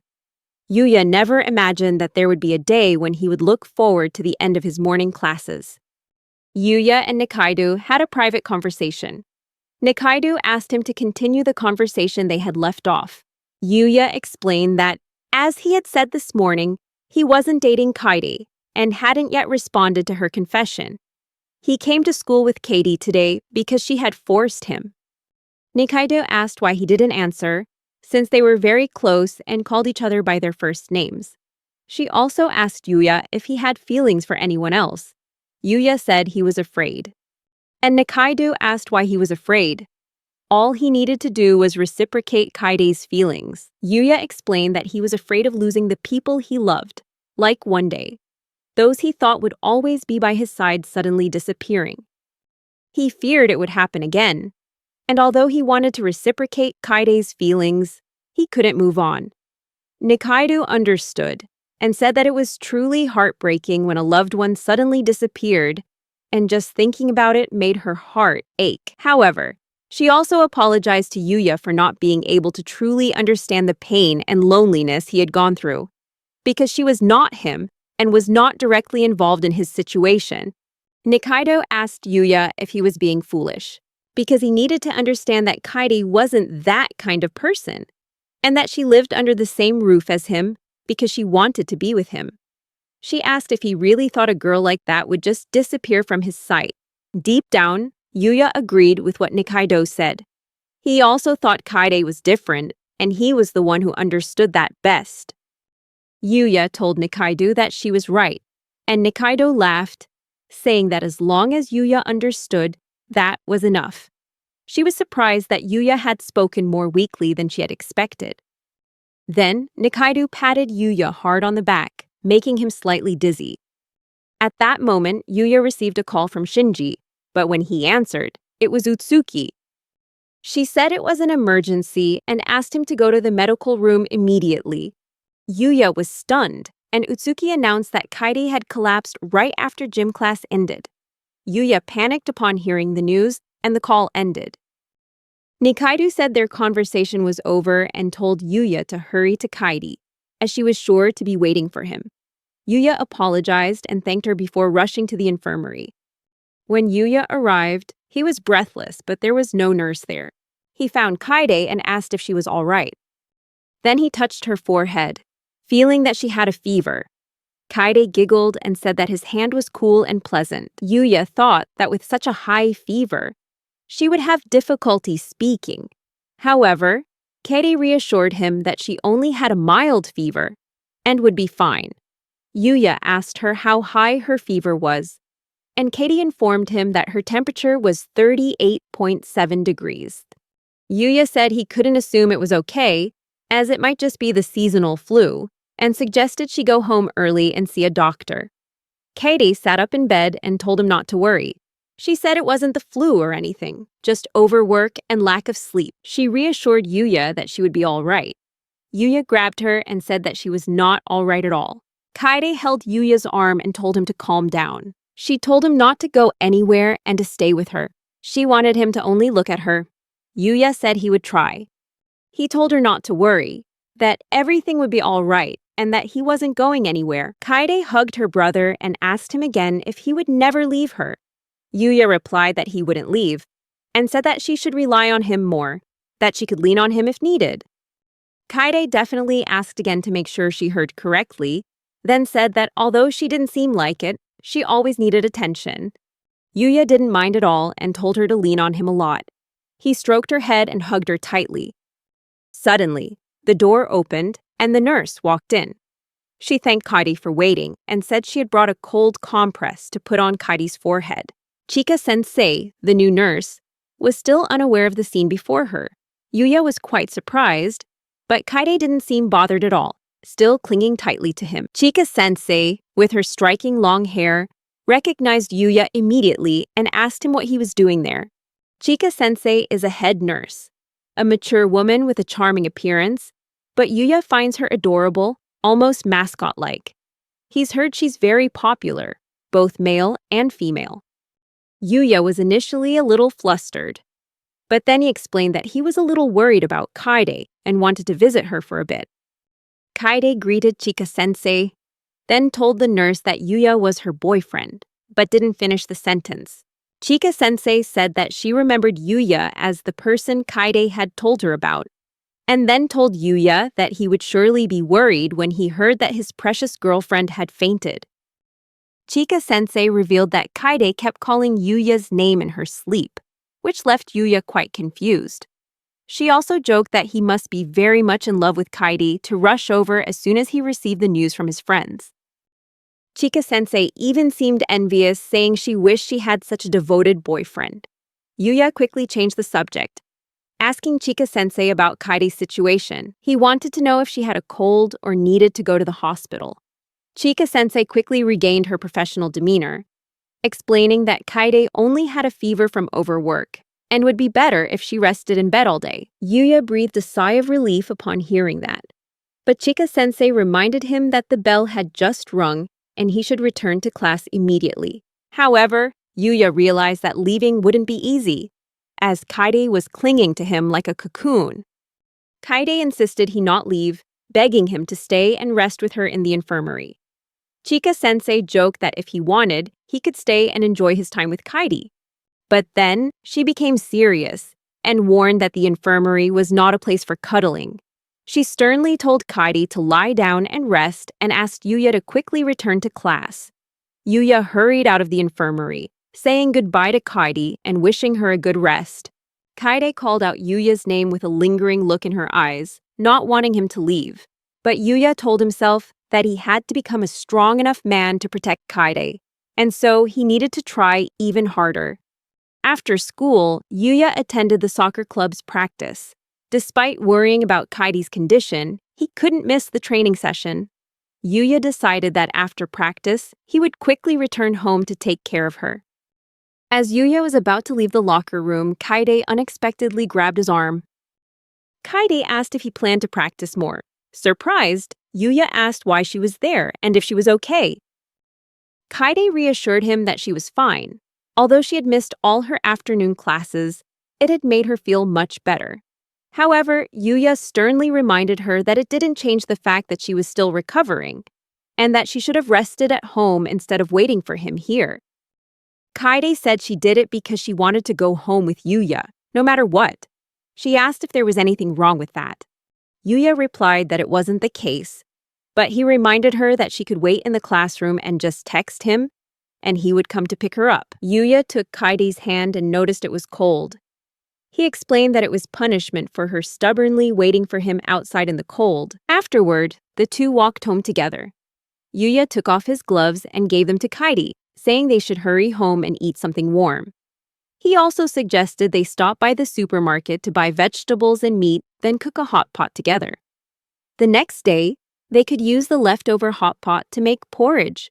Kaidi interrupted Yuya, saying she was glad he lent her his gloves, but worried his hands would get cold.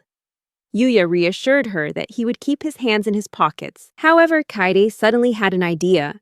She put on a glove on her right hand and slipped her left hand into her jacket pocket. Yuya also put on another glove. Then Kaidi took Yuya's hand and placed both their hands into the same jacket pocket. Kaidi said that if they did that, Yuya's hands wouldn't get cold.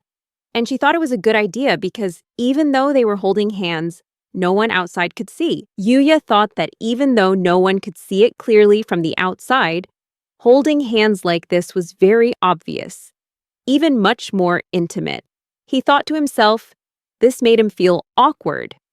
Kaidi continued to say that Yuya was the one who had held her hand for a long time before, so his embarrassment now was unconvincing. Yuya admitted it, but he still felt a little embarrassed. Kaidi asked him if he hated holding her hand on the way home. Yuya quickly replied that it wasn't the case.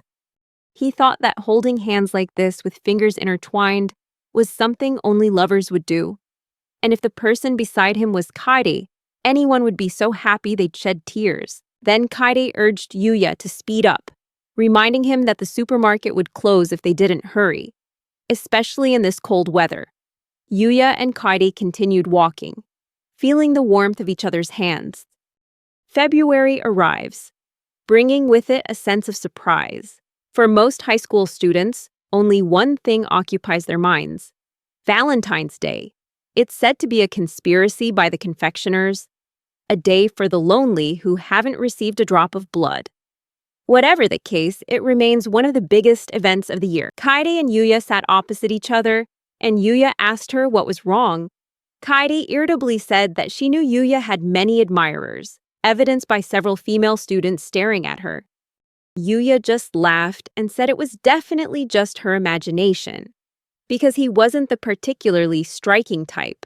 Kaidi countered, saying that it was precisely things like that that prevented him from realizing his own charm. She praised Yuya, saying he was wonderful for his dedication, hard work, and the simple kindness he sometimes displayed. She emphasized that his appeal stemmed not only from his appearance, but also from his amazing personality, and told him he should understand that many girls are attracted to him. When Kaide noticed Nikaido's intense gaze on Yuya, Yuya turned to ask Nikaido what was wrong. Nikaido simply smiled, saying that being a popular guy wasn't easy. Kaide seemed to sense something from Nikaido's words, making the atmosphere slightly tense. Then Utsuki asked Kaide and Nikaido if they had decided what to do for Valentine's Day next week. Kaide eagerly replied that she would make a chocolate cake this weekend, as requested by Yuya. Utsuki complimented her, saying she was amazing. Kaide said that Yuya had told her he wanted to eat a cake like that, so she just wanted to fulfill his wish. But it was also her first time making one, so she was worried about whether she could do it. Yuya praised Utsuki for easing the tension. Afterwards, Utsuki asked Nikaido if she had made anything, but Nikaido replied that she hadn't thought about it yet. Yuya looked at Nikaido, who was gulping down her glass of water, and reminded her that she had drunk it all, leaving only air. Utsuki then suggested they could make chocolate together at Kaidi's house over the weekend, and the whole group could make chocolate together and give it to their friends. Hearing this, Yuya began to worry, because doing so might reveal that he was living with Kaide. He glanced at Kaidi, silently asking if she understood what he was thinking. Kaidi smiled back, seemingly understanding. She happily exclaimed that making chocolate sounded wonderful, and that they should do it together. Yuya was shocked when, instead of refusing the invitation, Kaide immediately agreed, smiling and giving a thumbs up with a smug expression. Shinji asked if he could come to Katie's house, and if they could have dinner together. Katie happily replied that, of course, they would make chocolate while Yuya and Shinji were at their club activities, and she would prepare dinner for Yuya when he returned. Shinji whispered to Yuya that it was fun to eat Kaide's steak hamburger. Yuya said nothing, only thinking that he was bound by fate, as it was inevitable that everyone would find out that he and Kaide lived together. Utsuki asked Nikaido if she wanted to join the girls-only gathering before the boys arrived, and also asked Kaide if she agreed. Kaide was a little reluctant, but agreed nonetheless. Nikaido said she was happy to be invited but wouldn't be joining because she had work to do over the weekend. As Nikaido turned to leave, Yuya asked if she was going back to her room, and she replied that she was. She mentioned that there would be an English test after lunch, so she wanted to review and prepare. This was news to Yuya as he watched Nikaido's figure disappear. Kaide watched her, seemingly lost in thought. Time flew by and finally the weekend arrived. At Kaidi's house, Yuya was getting ready. He mentioned that he had a soccer club practice that morning. Shinji had left early. Kaide came to bring Yuya his lunchbox. Yuya thanked Kaide for taking the time to prepare it for him, but she just smiled and said she was using leftovers from the day before. Even so, Yuya was very happy and thanked her. Kaide told Yuya that he should go home with Shinji after practice instead of practicing extra hours, at least for that day. She also said that she wanted Yuya to enjoy her lunchbox. Not just the lunch itself, but the love she put into it. As she spoke, Kaide gently tapped Yuya's chest. Then she shyly added that, actually, she wanted to ask Yuya for a farewell kiss before leaving, but she would patiently wait for that day to come. Yuya knew perfectly well that Kaide was doing this on purpose to make his heart race and embarrass him. But he also realized that Kaide was overdoing it a little, as her face was flushed, a sign that she herself was embarrassed to say she wanted a kiss goodbye. Not wanting to be outdone, Yuya decided to reciprocate. He touched Kaide's forehead and said goodbye. Then he unexpectedly kissed her on the forehead before quickly running out the door, saying as he ran that he would see her again. Yuya vanished in an instant, leaving Kaide stunned and speechless. Then she suddenly screamed, as if to declare to the whole world that Yuya had kissed her. After practice, Shinji and Yuya went to Kaide's house together. Upon arriving in front of the building, Shinji looked surprised, calling it Yuya and Kaidi's love nest. Yuya quickly denied it, then told Shinji, who was still standing there staring blankly at the building, to hurry up and go inside. He said that Kaidi kept texting him asking when they would arrive. Yuya opened the door and stepped inside, loudly announcing his return. Kaidi happily greeted him, calling him by sweet terms and asking if he wanted a bath, dinner, or her. Shinji, standing right behind Yuya, couldn't help but laugh when he heard that. Yuya, without any embarrassment, replied that he would choose Kaide as she had suggested. He even joked that he would eat her right away. Kaide immediately panicked, even though she was the one who had joked first, trying to stop Yuya because Shinji was standing there. But Yuya just told her to be quiet and moved closer, preparing to kiss her again. Just then, Utsuki peeked out from another room, witnessed the entire scene before him, and was utterly astonished. Kaide, noticing Utsuki's presence, quickly turned and hugged Yuya tightly, trying to cover up the situation. Under Utsuki's questioning gaze and stunned expression, Kaide stammered an explanation that she and Yuya hadn't kissed. Yuya had just tried, but they hadn't done anything. Yuya, still holding her in his arms, just smiled faintly and remarked that Kaide's explanation was not at all convincing. Utsuki turned to Shinji, who had closed his eyes to avoid looking, and asked what had just happened and whether Kaide and Yuya had actually kissed. Shinji said it would be more interesting to discuss this at dinner, and he also wanted to know why Yuya had acted so boldly. As Shinji and Utsuki walked towards the living room, Shinji turned back to look at Yuya and told him to hurry out after talking to Kaidi. He also teased that, although he knew Yuya wanted to hug the person he liked forever, he shouldn't go too far. This made Yuya a little uncomfortable.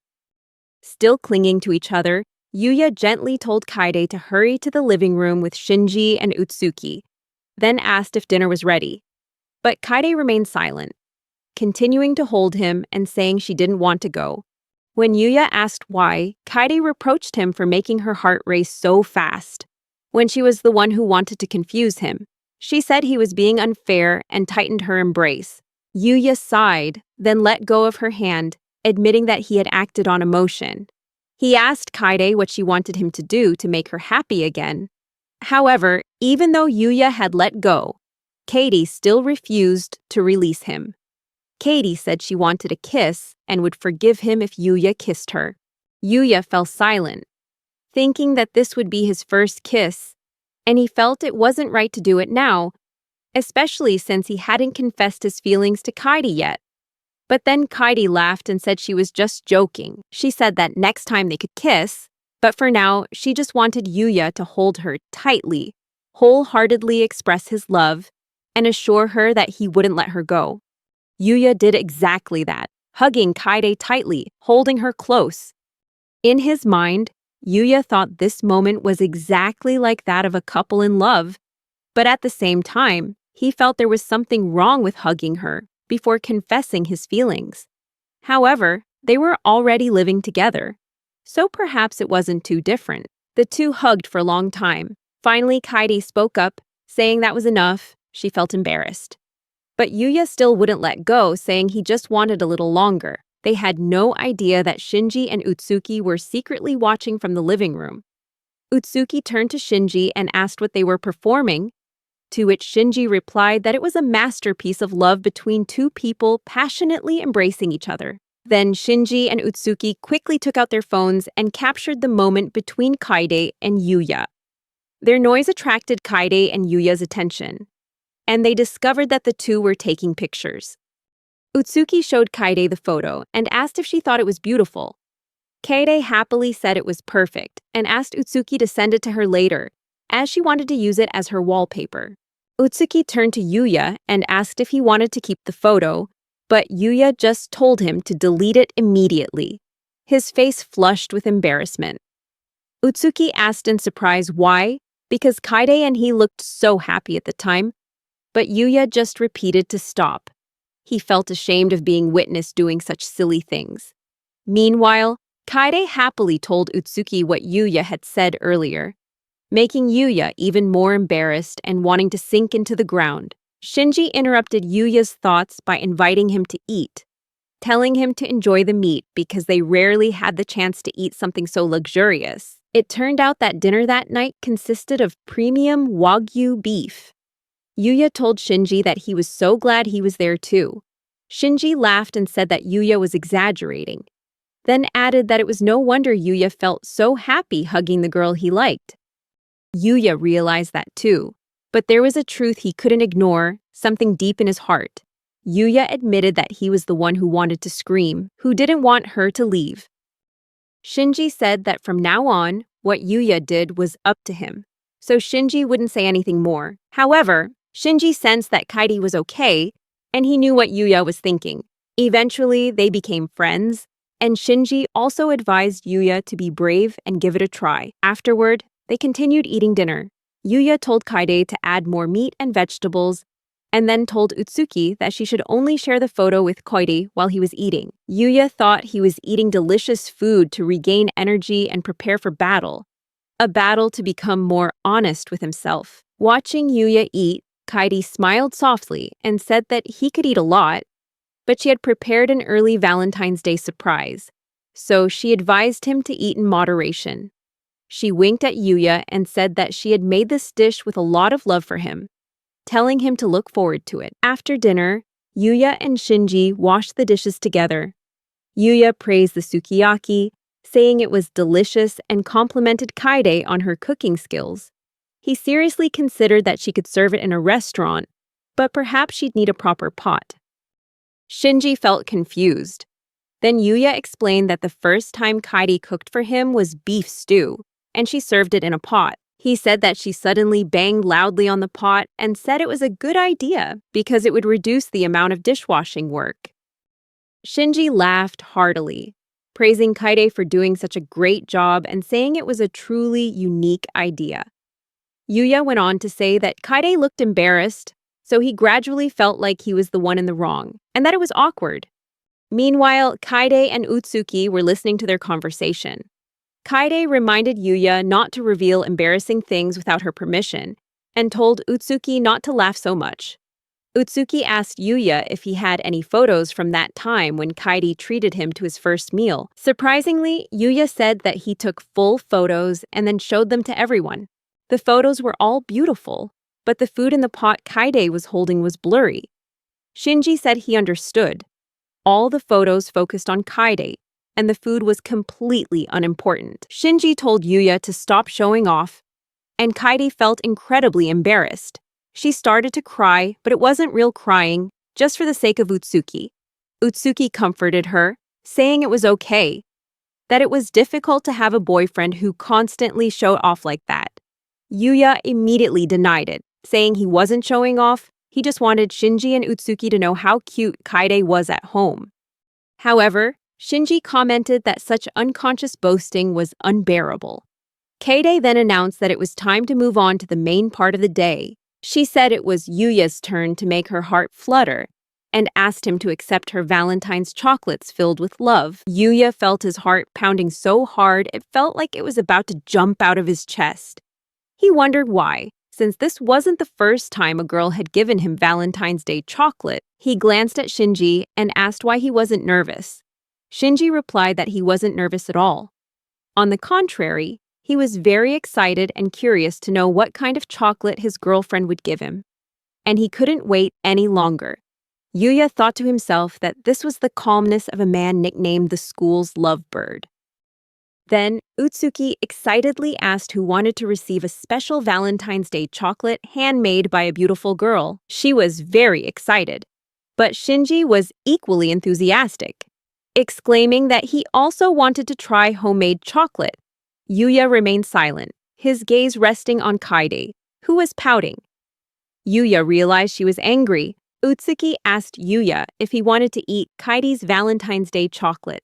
It turned out Kaide was sulking because she thought Yuya wouldn't eat it. But then, Yuya suddenly shouted that he wanted to eat, surprising everyone. The girls then gave the boys their homemade chocolates. Shinji opened Utsuki's chocolate package and was surprised. She said it was the Getoa type of chocolate that Shinji liked. It was made slightly bitter so he could eat it, even though he doesn't like sweets, Shinji replied that he would enjoy the dish slowly later, as he didn't want to eat hastily, and also said he couldn't be affectionate in front of Yuya and Kaidi. Yuya asked Shinji and Utsuki what they were doing in his house, and whether they were going to support each other. He reminded Shinji to calm down and looked at Kaide, who was waiting for him, her face a little worried. Kaide gave Yuya homemade chocolate, her hands trembling, saying that she had tried very hard to make it and hoped he would try it. She gave him a chocolate cake with 3 layers of fluffy sponge, mousse, and cream, with orange cream between the layers, and topped with a layer of caramel. Yuya thanked Kaide and tried the cake. She nervously asked if it suited his taste. In Yuya's mind, he thought the cake was so delicious it was in no way inferior to what you'd find in high-end Western pastry shops. He told Kaide that the cake was truly amazing, that he had never eaten such a delicious chocolate cake before. Kaide happily thanked him again. Utsuki teased Yuya, saying he was terrible at judging food and asking him to be more articulate. Yuya didn't know how to express himself properly. Of course, it was delicious, and he was really happy that she had made him such a wonderful cake. Making handmade sweets wasn't easy, and he never thought she would make something so delicious for him, especially from start to finish. However, Yuya felt a little regretful. He blamed himself for not having the courage to take another step. He continued to thank Kaide, saying that the cake made him very happy, and that he could clearly feel her affection. Finally, Yuya confessed that he hoped their relationship would last forever. Kaide was touched by Yuya's words and also wished for the same. She baked the cake to celebrate Valentine's Day, but actually, she wanted to eat it too. Kaide was about to ask if she could have a piece of cake, but then realized it was already 10 p.m. Hearing this, Yuya calmly replied, thinking Kaide didn't need to ask his permission. Then, Yuya checked the cake box and noticed there were many cakes inside. He thought it would be best if they ate together so they wouldn't gain weight. This made Kaide quite angry, and her anger made Yuya even more worried. He felt as though he could almost hear her grinding her teeth in anger. Even so, Yuya didn't show his anxiety clearly. He was lost in fanciful thoughts about Kaide, even imagining the underwear she was wearing. Yuya realized he had lost his focus, so he told Kaidi to be quiet and hurriedly walked away from her. Kaide was very confused by Yuya's strange behavior. He hurried away for a moment, then returned with a plate and a piece of cake for Kaidi without saying another word. Yuya immediately put a piece of cake that Kaidi had made into her mouth. This surprised Kaidi, but also delighted her immensely. She blushed, her heart pounding. Then she quickly took a piece of cake and fed it to Yuya using the same fork. Yuya was surprised by the taste of the cake the moment it entered his mouth. It felt sweeter than before. His face immediately flushed red with embarrassment. Kaide noticed Yuya's surprised reaction and immediately understood that he had noticed a difference in the taste of the cake. She explained that they had unintentionally exchanged a kiss through the fork. But it wouldn't be fair if Yuya only felt happy, because he should be blushing like her. Kaide felt it was unfair because she was the only one who could easily feel her heart racing, while Yuya couldn't. Yuya quickly replied that it wasn't a matter of emotional fairness. In truth, he felt incredibly happy to be living with the woman he admired.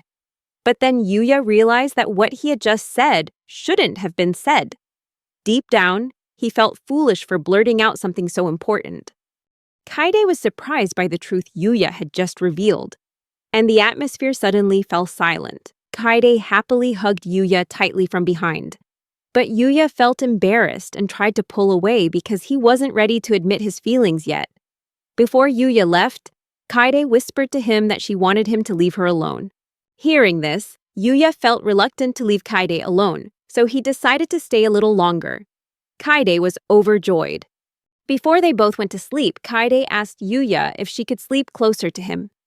She happily said that today was a very happy day because Yuya had complimented the cake she made. Both of them felt happy because even on that day, they had shared an indirect kiss. Yuya felt very happy to hear that. Kaide hugged Yuya tightly, causing Yuya to lose control of his emotions. And finally, he turned back to face Kaide and hugged her tightly. The following day, on Valentine's Day at school, Yuya and Nikaido talked about chocolate. Nikaido then gave Yuya a box of chocolates, explaining that she was worried Yuya might be disappointed with the taste of Hitosuba's homemade chocolates. However, Nikaido also admitted that it might have been a futile effort, yet she still said that Yuya appreciated her gift. Then, Nikaido realized it was time for Kaidi and Utsuki to come to Yuya's class. Therefore, before class began, she immediately warned Yuya to keep the chocolate safe so that Kaidi wouldn't find it. Then, Nikaido left the classroom. As soon as she left, Shinji went to greet Yuya. Shinji noticed that Nikaido seemed strange and suspected that Yuya had done something to her. But Yuya didn't admit anything, thinking that Nikaido had only given him chocolate from outside. The students in the class are discussing the upcoming field trip, which will include activities such as skiing and stargazing. Shinji then mentioned how much he was looking forward to the field trip next week. But actually, the students discussing the field trip were Utsuki and Kaide. Kaide said she was really looking forward to stargazing with Yuya. With a happy smile, Yuya replied that he was also eager to spend time with Kaide. As they talked like that, all the girls in the class looked at them with envious eyes, for some reason, but Yuya and Nikaido didn't notice. However, in the middle of their conversation, Yuya suddenly remembered that he still had the chocolate from Nikaido, and he felt guilty, worried that this might become a problem between him and Kaidi. Suddenly, Nikaido came to see Yuya again, this time bringing even more chocolate for him. Kaidi saw this and felt confused, as did Yuya. Nikaido quickly explained that it was chocolate from her fans. Yuya couldn't imagine how many fans Nikaido had, but they all knew that Nikaido had a princely aura, even though she was a girl. Yuya really wished he could have a princely aura like hers. Nikaido noticed Kaide was there and clarified that Yuya and she were just friends, adding that it wasn't the kind of relationship Kaide thought. Nikaido only wanted to prevent misunderstandings between Kaide and Yuya. However, Nikaido's attitude and behavior angered Kaide greatly. She glared at Nikaido angrily, but couldn't express her jealousy and rage at that moment. Unfortunately, the bell signaling the start of class rang, so Kaide and Utsuki had to go to their classroom. Kaide, who still wanted to talk to Yuya, felt annoyed that Nikaido had interrupted their time together. However, Utsuki immediately pulled Kaidi's hand to prevent her from staying too long. Yuya felt guilty about Kaidi, but still tried to act okay to reassure her.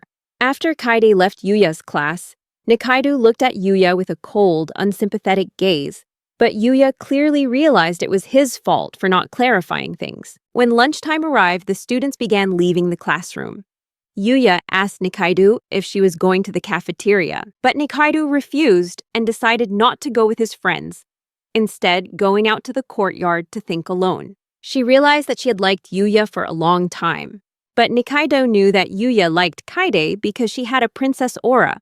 While Nikaido wasn't as feminine as Kaidi, a few minutes later, Yuya approached Nikaido. He said he couldn't abandon his friend who was in trouble. This made Nikaido feel uneasy. After some time, Nikaido finally mustered the courage to confess his feelings, though it was too late. When Yuya heard that, he bravely admitted that he already had someone in his heart. Clearly, Yuya really liked Kaide. Nikaido was upset, but she didn't want to ruin her friendship with Yuya, so she tried to break the silence with a casual conversation. Later, Nikaido suggested that Yuya should express his feelings to Kaide during the school trip. She bluntly told him to do it during the stargazing session. Yuya thanked Nikaido for her advice and appreciated her feelings for him. On his way home, Yuya saw Kaide walking ahead of him. He wanted to quietly hug her from behind, but Kaide suddenly turned around and greeted Yuya. Yuya was embarrassed that he hadn't hugged Kaide in time and wondered how she knew he was behind her. Kaide replied that it was thanks to her strong intuition. She asked Yuya what he intended to do to surprise her, but Yuya innocently replied that he just wanted to hug her from behind without her knowing. Hearing this, Kaide was surprised, but happily said that she would pretend not to know and allowed Yuya to hug her from behind with a pleading expression. Kaide asked Yuya to hug her right there and then. Then she suddenly remembered Nikaido, who had given Yuya chocolate. But Kaide tried to dismiss her suspicions about Yuya, since Nikaido had made it clear that they were just friends. Kaide was lost in thought, but she quickly snapped back to reality when Yuya asked if she wanted to go home because he was hungry. Yuya immediately took Kaide's hand. But unexpectedly, Kaide asked what the relationship between Yuya and Nikaido really was. Yuya remained silent, as he didn't want to inadvertently reveal his plan to confess his feelings to Kaidi during the school trip. When he got home, Yuya immediately warmed up Nikaido's chocolate. He told himself that it was impossible for Nikaido to make such perfect chocolate just because they sat next to each other in class. This time, Yuya finally understood why Nikaido had given him chocolate. This morning, the day of the field trip finally arrived. Yuya and Kaidi walked together. Kaidi didn't want to let go of Yuya's hand. She felt sad that they would have to part ways on this rare bus ride. Kaidi also didn't like being separated from Yuya for over 3 hours. But Yuya tried to calm her down. He explained that 3 hours was nothing compared to the distance between them at school, as they often took different classes and joined different clubs. However, Kaidi still felt sad, because she had thought of many things she could do with Yuya on the bus. Kaidi could enjoy the scenery and rest her head on Yuya's shoulder. Yuya said that if he could, he would like to be with Kaidi on a bus ride. Hearing this, Kaidi felt very embarrassed. But suddenly, Yuya remembered a few days ago when he truly knew he had a good night's sleep when he and Kaidi slept in each other's arms. That night, Yuya really wanted to be with Kaidi, but he couldn't. Before boarding the bus, Kaidi reminded Yuya to be careful with his words so that his friends wouldn't misunderstand. Kaidi also shared her plan with Utsuki. They decided to show off the good qualities of their boyfriends. Kaide wanted to let Utsuki know that her boyfriend was a caring and kind person, even if he was sometimes a little clumsy and not always straightforward. Hearing this, Yuya blushed slightly and quietly said that compliments always come so easily. A little while later, when they arrived at school, they had to go their separate ways. Yuya told himself that he wasn't a child who had to go alone. In fact, he would miss Kaide very much. But suddenly, Nikaido appeared and overheard what Yuya had just said. She teased him, telling him not to cry just because he had to be away from Kaidi for a while. However, before Yuya could respond to Nikaido's words, she had to quickly leave because fans were inviting her to speak. Yuya boarded the bus and Shinji quickly went to sit next to him.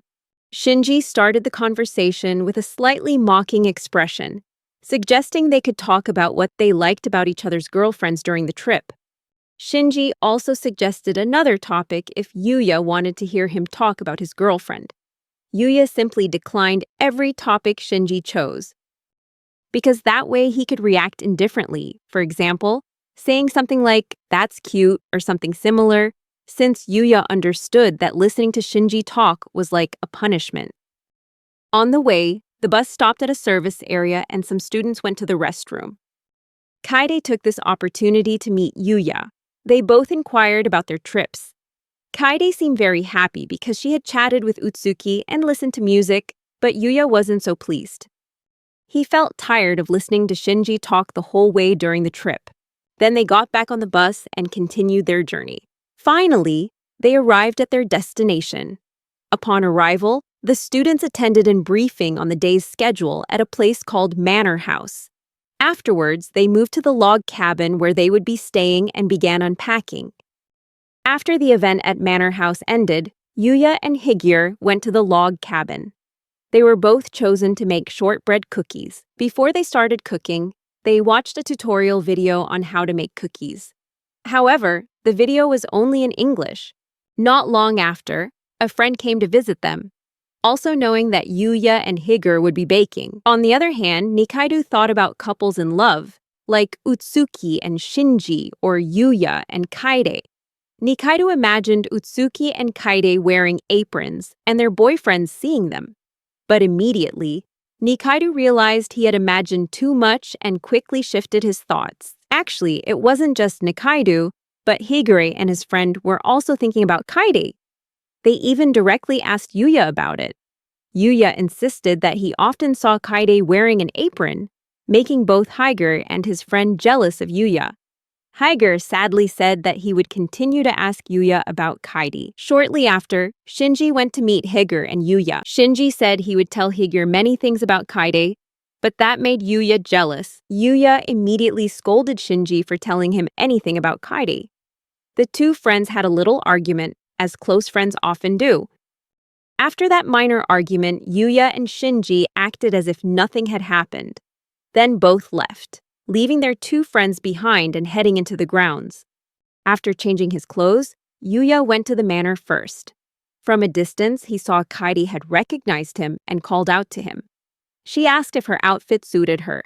Yuya simply said it was cute and that Kaidi looked more mature. Kaidi was slightly surprised to hear the word mature, but instead of feeling offended, she gently whispered in Yuya's ear and explained that she wore that outfit because she knew Yuya seemed to want a more mature girlfriend. Yuya felt a little guilty for making Kaidi jealous with his thoughts. However, inwardly, he felt a flutter in his stomach when he saw Kaidi in her new outfit. Kaide really wanted to kiss Yuya right then and there. Unfortunately, Utsuki and Shinji suddenly appeared. Utsuki immediately pulled Kaide away from Yuya, and Shinji also pulled Yuya away from Kaide. The sudden appearance of Utsuki and Shinji surprised both Yuya and Kaide. Shinji apologized for interrupting Yuya and Kaide's time, while Utsuki warned Kaide to be mindful of her actions. However, both Yuya and Kaidi felt slightly uncomfortable with the behavior of their close friends. When entering the kitchen, Utsuki and Kaidi never forget to put on their aprons. Meanwhile, Yuya and Shinji also entered the kitchen. Both immediately looked towards their girlfriends. Yuya couldn't help but be surprised to see Kaide. She looked completely different from usual. Kaide innocently asked Yuya how he thought she looked. And Yuya suddenly found himself speechless. He just remained silent and uttered, "I lost." He simply couldn't stand Kaidi's beauty. Of course, Yuya's actions made Kaidi extremely happy. Conversely, Shinji didn't hesitate to show his delight when looking at Utsuki. At this point, Yuya thought he had finished his cooking. The students also noticed that Yuya looked more handsome while cooking. A few female students invited Kaidi over because she might make Yuya fall for her. Meanwhile, some male students invited Yuya because he could win people's hearts with his cooking skills. After a busy cooking session, Yuya returned to his cabin and realized he was alone, while his friends were out. He felt tired and missed Kaidi. But that feeling of weariness disappeared when Yuya remembered that tomorrow was stargazing. He was worried about the plans he had made, and really wanted to tell Kaidi that he loved her. He also remembered Shinji's words about why he was worried about a match he was sure to win. However, those words only made Yuya more anxious. Not long after, when Yuya feared he wouldn't be able to sleep, Kaidi suddenly arrived. Kaidi said that she couldn't sleep well without Yuya either. Kaidi hugged Yuya from behind. They both felt a sense of peace in each other's arms. Suddenly, Kaide remembered that the stargazing was tomorrow night. She asked Yuya if he had prepared a surprise for her, eagerly anticipating it. Yuya asserted that Kaide could wait until tomorrow for that surprise. Kaide was delighted to hear that. She no longer felt sad about sleeping alone without Yuya by her side. With a radiant face, Kaide gently kissed Yuya's cheek, leaving him speechless and surprised. Finally, it was time for the students to go skiing. Yuya and Kaide were both wearing identical ski outfits. Their friends noticed and started whispering about them. Kaide was excited because she was used to skiing, while Yuya looked like it was his first time trying the sport. Yuya felt nervous and scared, but Kaide encouraged him to just think of snow as his best friend. With Kaide's encouragement, Yuya tried to overcome his fear. Kaide started skiing first, proving to Yuya that skiing was easy. When it was Yuya's turn, he began to move, taking each step very carefully. After a while, Yuya realized that skiing was actually a lot of fun and not scary at all. He started to speed up, but Kaide worried that Yuya would fall if he went too fast. A moment later, Yuya bumped into Kaide, causing her to fall into his arms. Kaide was very worried about whether Yuya was hurt, but Yuya reassured her not to worry, promising he wouldn't do it again.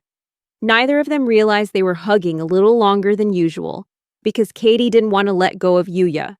Yuya promised to hug Kaidi as much as possible when she returned from the field trip. Kaidi was delighted, and she reminded him to keep his promise. That evening, the students gathered at the cabin, having all enjoyed their morning skiing. However, Higer and his friends sat together, discussing the relationship between Yuya and Kaidi. As Yuya approached, he received countless teasing and envious remarks from his friends. Higer frankly stated that Yuya and Kaide created a sweet atmosphere. Yuya disagreed, realizing that only Kaide was the one flirting with him, while he wasn't the one doing the flirting. Shinji replied that he clearly saw Yuya and Kaide flirting with each other right in front of their friends. Yuya remained silent, trying to ignore Shinji and Utsuki's greetings when they encountered him in the ski lift. Yuya felt annoyed at being teased by his friends and tried to ignore them, but ultimately, he couldn't. Finally, with a gloomy expression, Yuya decided to leave the log cabin to get some fresh air. When Yuya went outside, he was so amazed by the beautiful sky that he couldn't wait to go stargazing with Kaidi. While Yuya was thinking about a surprise plan for Kaidi, Kaide unexpectedly appeared. She asked about what had happened at the group of men's house. With a touch of discomfort, Yuya recounted how his friends had teased him with jokes and expressed jealousy about what had happened earlier.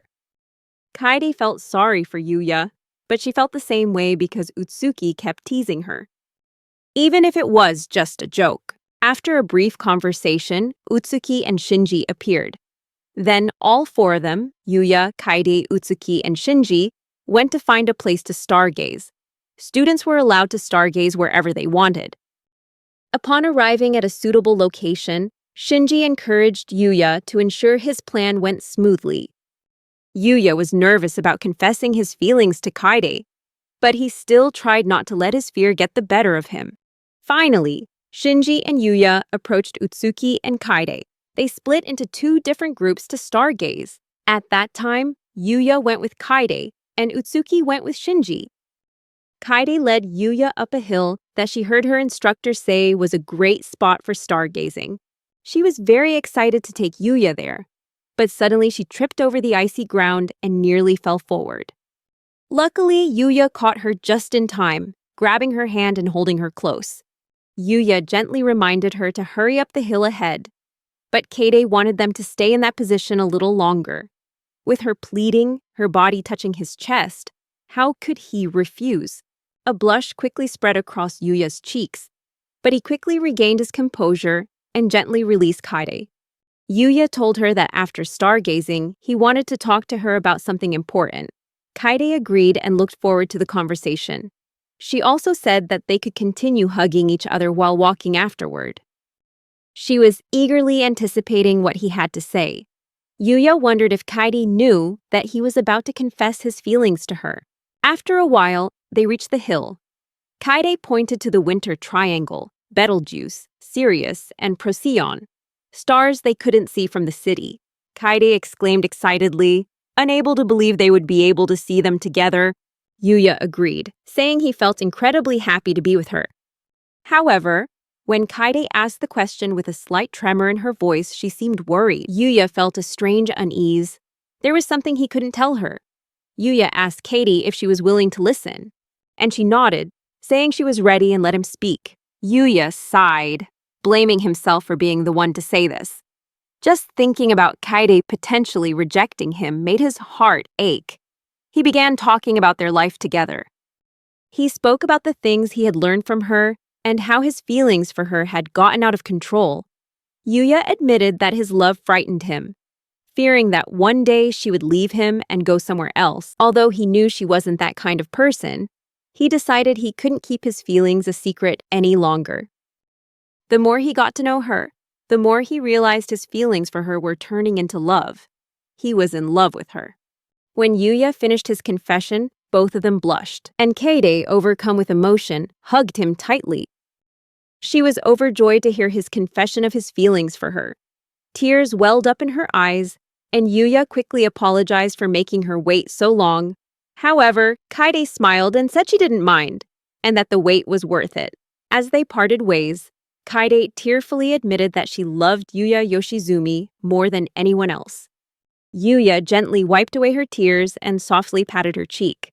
Then, Kaide told Yuya that she felt happy when he hugged her and gently patted his back.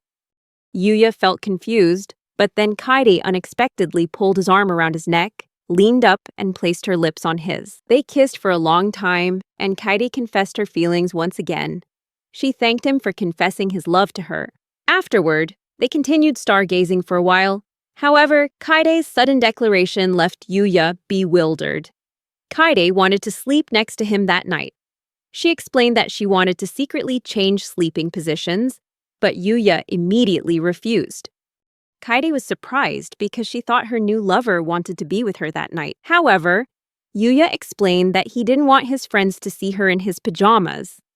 He couldn't accept the offer because he wanted to be the only one who could see her in those cute and warm pajamas. Kaide couldn't understand Yuya's possessiveness, and she was stunned when she heard his reason. Yuya explained that it was normal to want to be the only one to know the sweetness of the love she had for him. Finally, Kaide agreed with him, not wanting others to see her in her pajamas because she would feel very vulnerable. She leaned on Yuya's shoulder and asked if he could give her a kiss before they went back. Just as their faces drew closer, unexpectedly, their close friends appeared. Kaide and Yuya jumped back in panic, trying to hide their embarrassment. Utsuki came to pick up Kaide, but he didn't expect her to be so bold. Kaide felt ashamed and scolded Utsuki for interrupting their moment. While Kaide was angry with Utsuki, Shinji approached Yuya. He guessed that Yuya had finally expressed his feelings. Yuya scratched his cheek, thanked Shinji, but also reminded him to be more careful next time and not interrupt such important moments. Shinji awkwardly apologized for the interruption. Yuya exclaimed loudly that if it was their first kiss, then their close friends couldn't escape the fact. But Kaide immediately interrupted Yuya, asking how he could say it so naturally without feeling embarrassed. Yuya patted her head and replied that of course he felt shy. But what disappointed him more was not being able to kiss her. Their friends stared, surprised by the couple's public display of affection. Utsuki suggested that Shinji go ahead and leave the newly in love couple alone in their own world. Shinji agreed, reminding them not to stay out too late. Both still blushing from their friends' comments, they held hands and decided to go back. Before leaving, Kaide asked Yuya once more if she could sneak into his room, but Yuya still refused. Finally, they arrived home at dawn, ready to go to school. Yuya was sleeping in Kaide's arms when she woke him up, teasingly calling him lazy. When Yuya opened his eyes, he realized they were lying in a very intimate position and asked why she was sleeping next to him. Kaidi pouted, explaining that she felt lonely because he hadn't woken up. At first, Yuya just patted her head to comfort her. Kaide then admitted she liked it when Yuya patted her head, but there was also something else she wanted to do with him in the morning. He gently poked her head, and she asked why he did that. Didn't he remember their promise? The promise to kiss her good morning and good night every day. Kaide protested, but Yuya was now sitting near the edge of the bed, reminding her that they needed to get ready for school. Kaide, annoyed, closed her eyes and pretended to be a sleeping princess, saying she would sleep in and only wake up when Yuya kissed her. Yuya, with a resigned expression, decided to grant her silly request.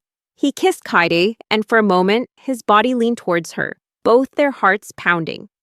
Kaide's hair flushed red with surprise when Yuya kissed her. After the kiss, Yuya got up to prepare for school, leaving Kaide lying on the bed trying to recover from the kiss.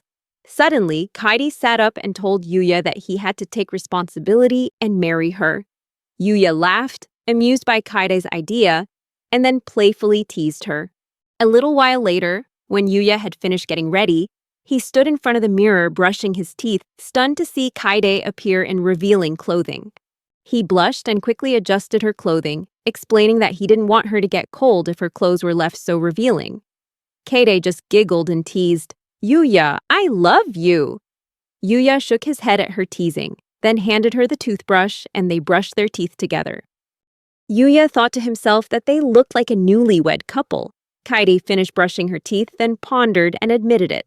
Yuya quietly reflected on the past issues that led to their current life together.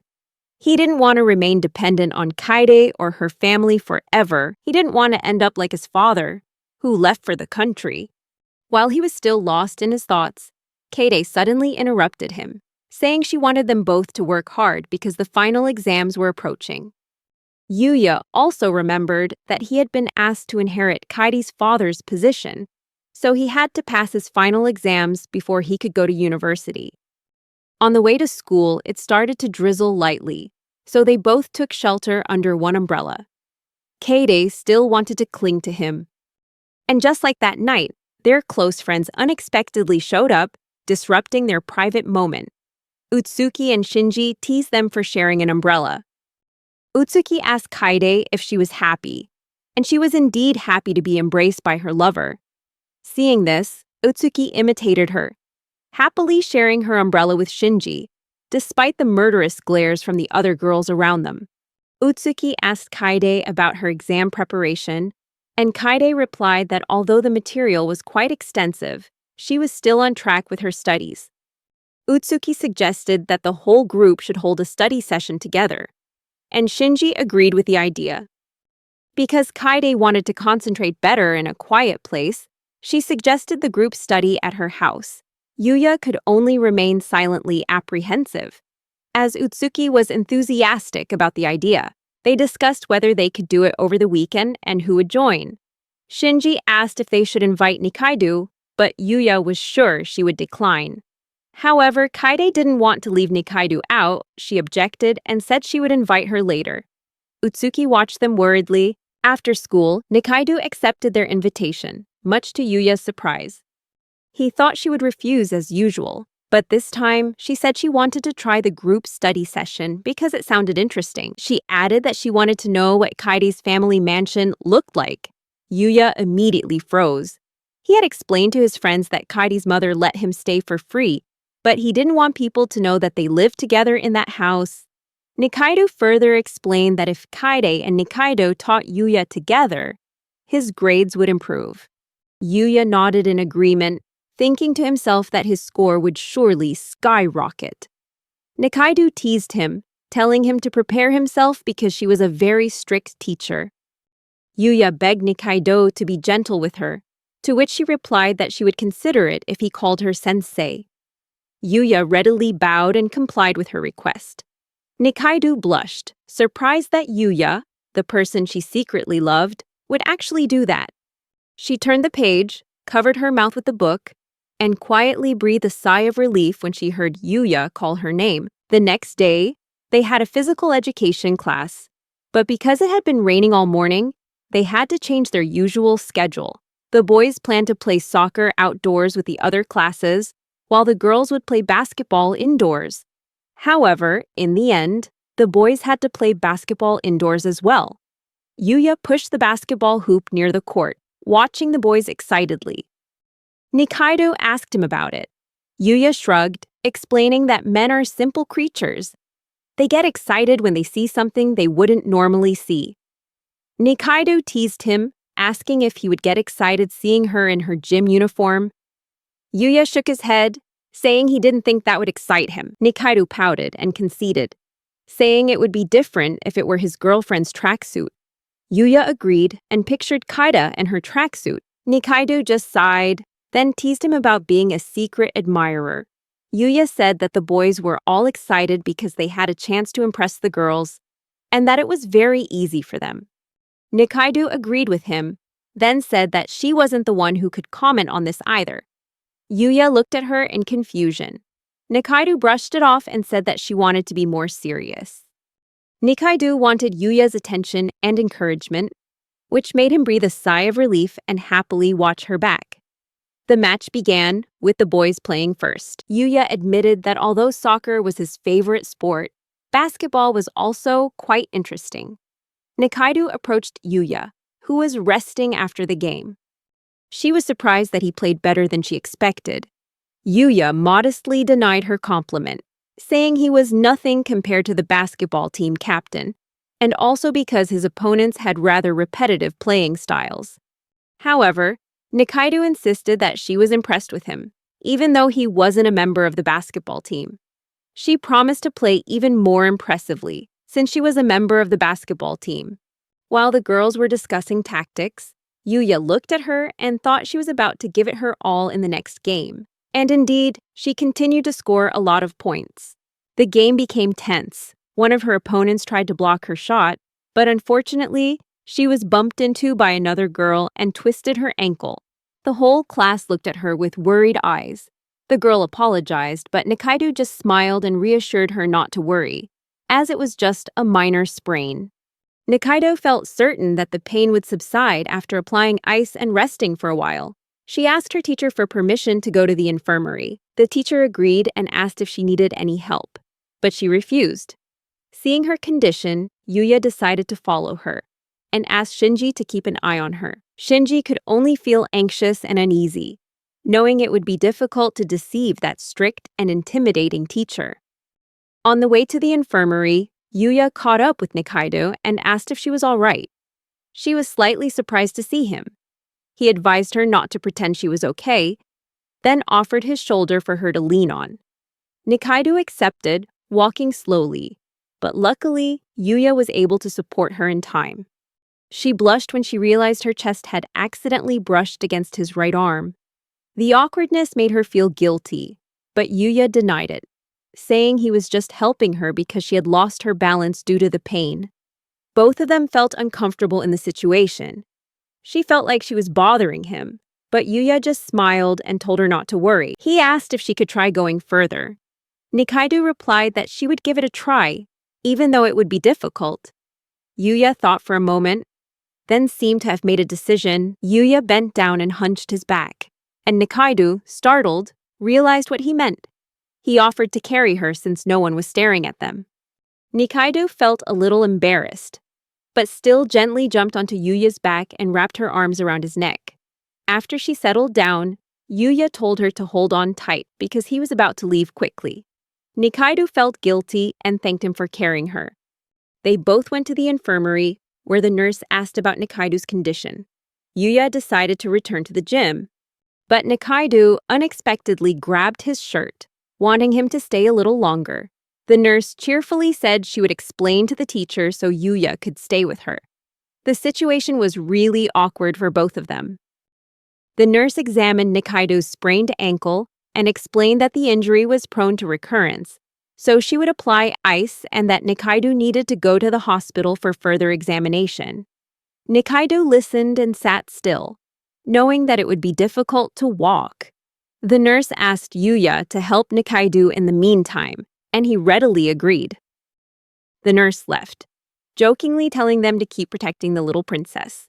Nikaido could only protest, saying that she wasn't a princess. During the next class, Utsuki asked about Nikaido's leg. She replied that although it still hurt a little, it wasn't so bad that she couldn't walk, and she planned to see a doctor at the end of the week. Utsuki sighed, as it meant Nikaido wouldn't be able to attend the group study session. Nikaido regretted not being able to be strict with Yuya during the lesson, but Kaidi showed affection for Yuya, hinting that she would go easy on him. Nikaido scolded her, forbidding her from spoiling Yuya too much, because she worried that Yuya would become lazy in his studies if she didn't maintain strict discipline. Kaidi reassured Nikaido, saying that Yuya was still studying so hard every day that she wanted him to relax a little. At that time, Utsuki had a great idea. She suggested holding group study sessions after class, since there were no clubs during the exam week. Nikaido agreed and said she could join in the afternoon. Yuya also commented that it was a very good idea because they could also ask the teacher, praising Utsuki's initiative. Utsuki shyly asked Yuya to compliment her more and buy her a bottle of water. Yuya looked at her in surprise and retracted his words, thinking that Utsuki's girlfriend, Shinji, was truly a strange person. Shinji looked at Yuya apologetically, and then he realized that perhaps this was Shinji's idea. Kaidi was excited about the after-school study session, as it meant she would be teaching Yuya both at school and at home. Yuya asked if he could rely on her, and she happily said he could completely trust Kaidi. Watching their interaction, Utsuki asked why these two were creating such a sweet atmosphere so naturally. Shinji concluded that there was no need to worry about it, recounting what Yuya and Kaide had done while stargazing at the field trip. They even wanted to follow Yuya and Kaide, since they hadn't gone home yet. Yuya quickly covered Shinji's mouth in panic, shouting that he shouldn't let Shinji say any more. Yuya was still angry that Shinji and Utsuki had interrupted them at an inopportune time, especially with Kaide, who wanted a secret meeting thanks to them. Hearing this, Nikaido questioned Kaide about it. Actually, Kaide blushed and called it her runner high moment. Her reason was that it was after their first confession and kiss. Hearing this, Yuya wanted Kaide to stop talking about it. But Nikaido was curious to know what happened afterward. Yuya also scolded her, while Utsuki tried to record the story on her phone, ignoring Yuya's protests.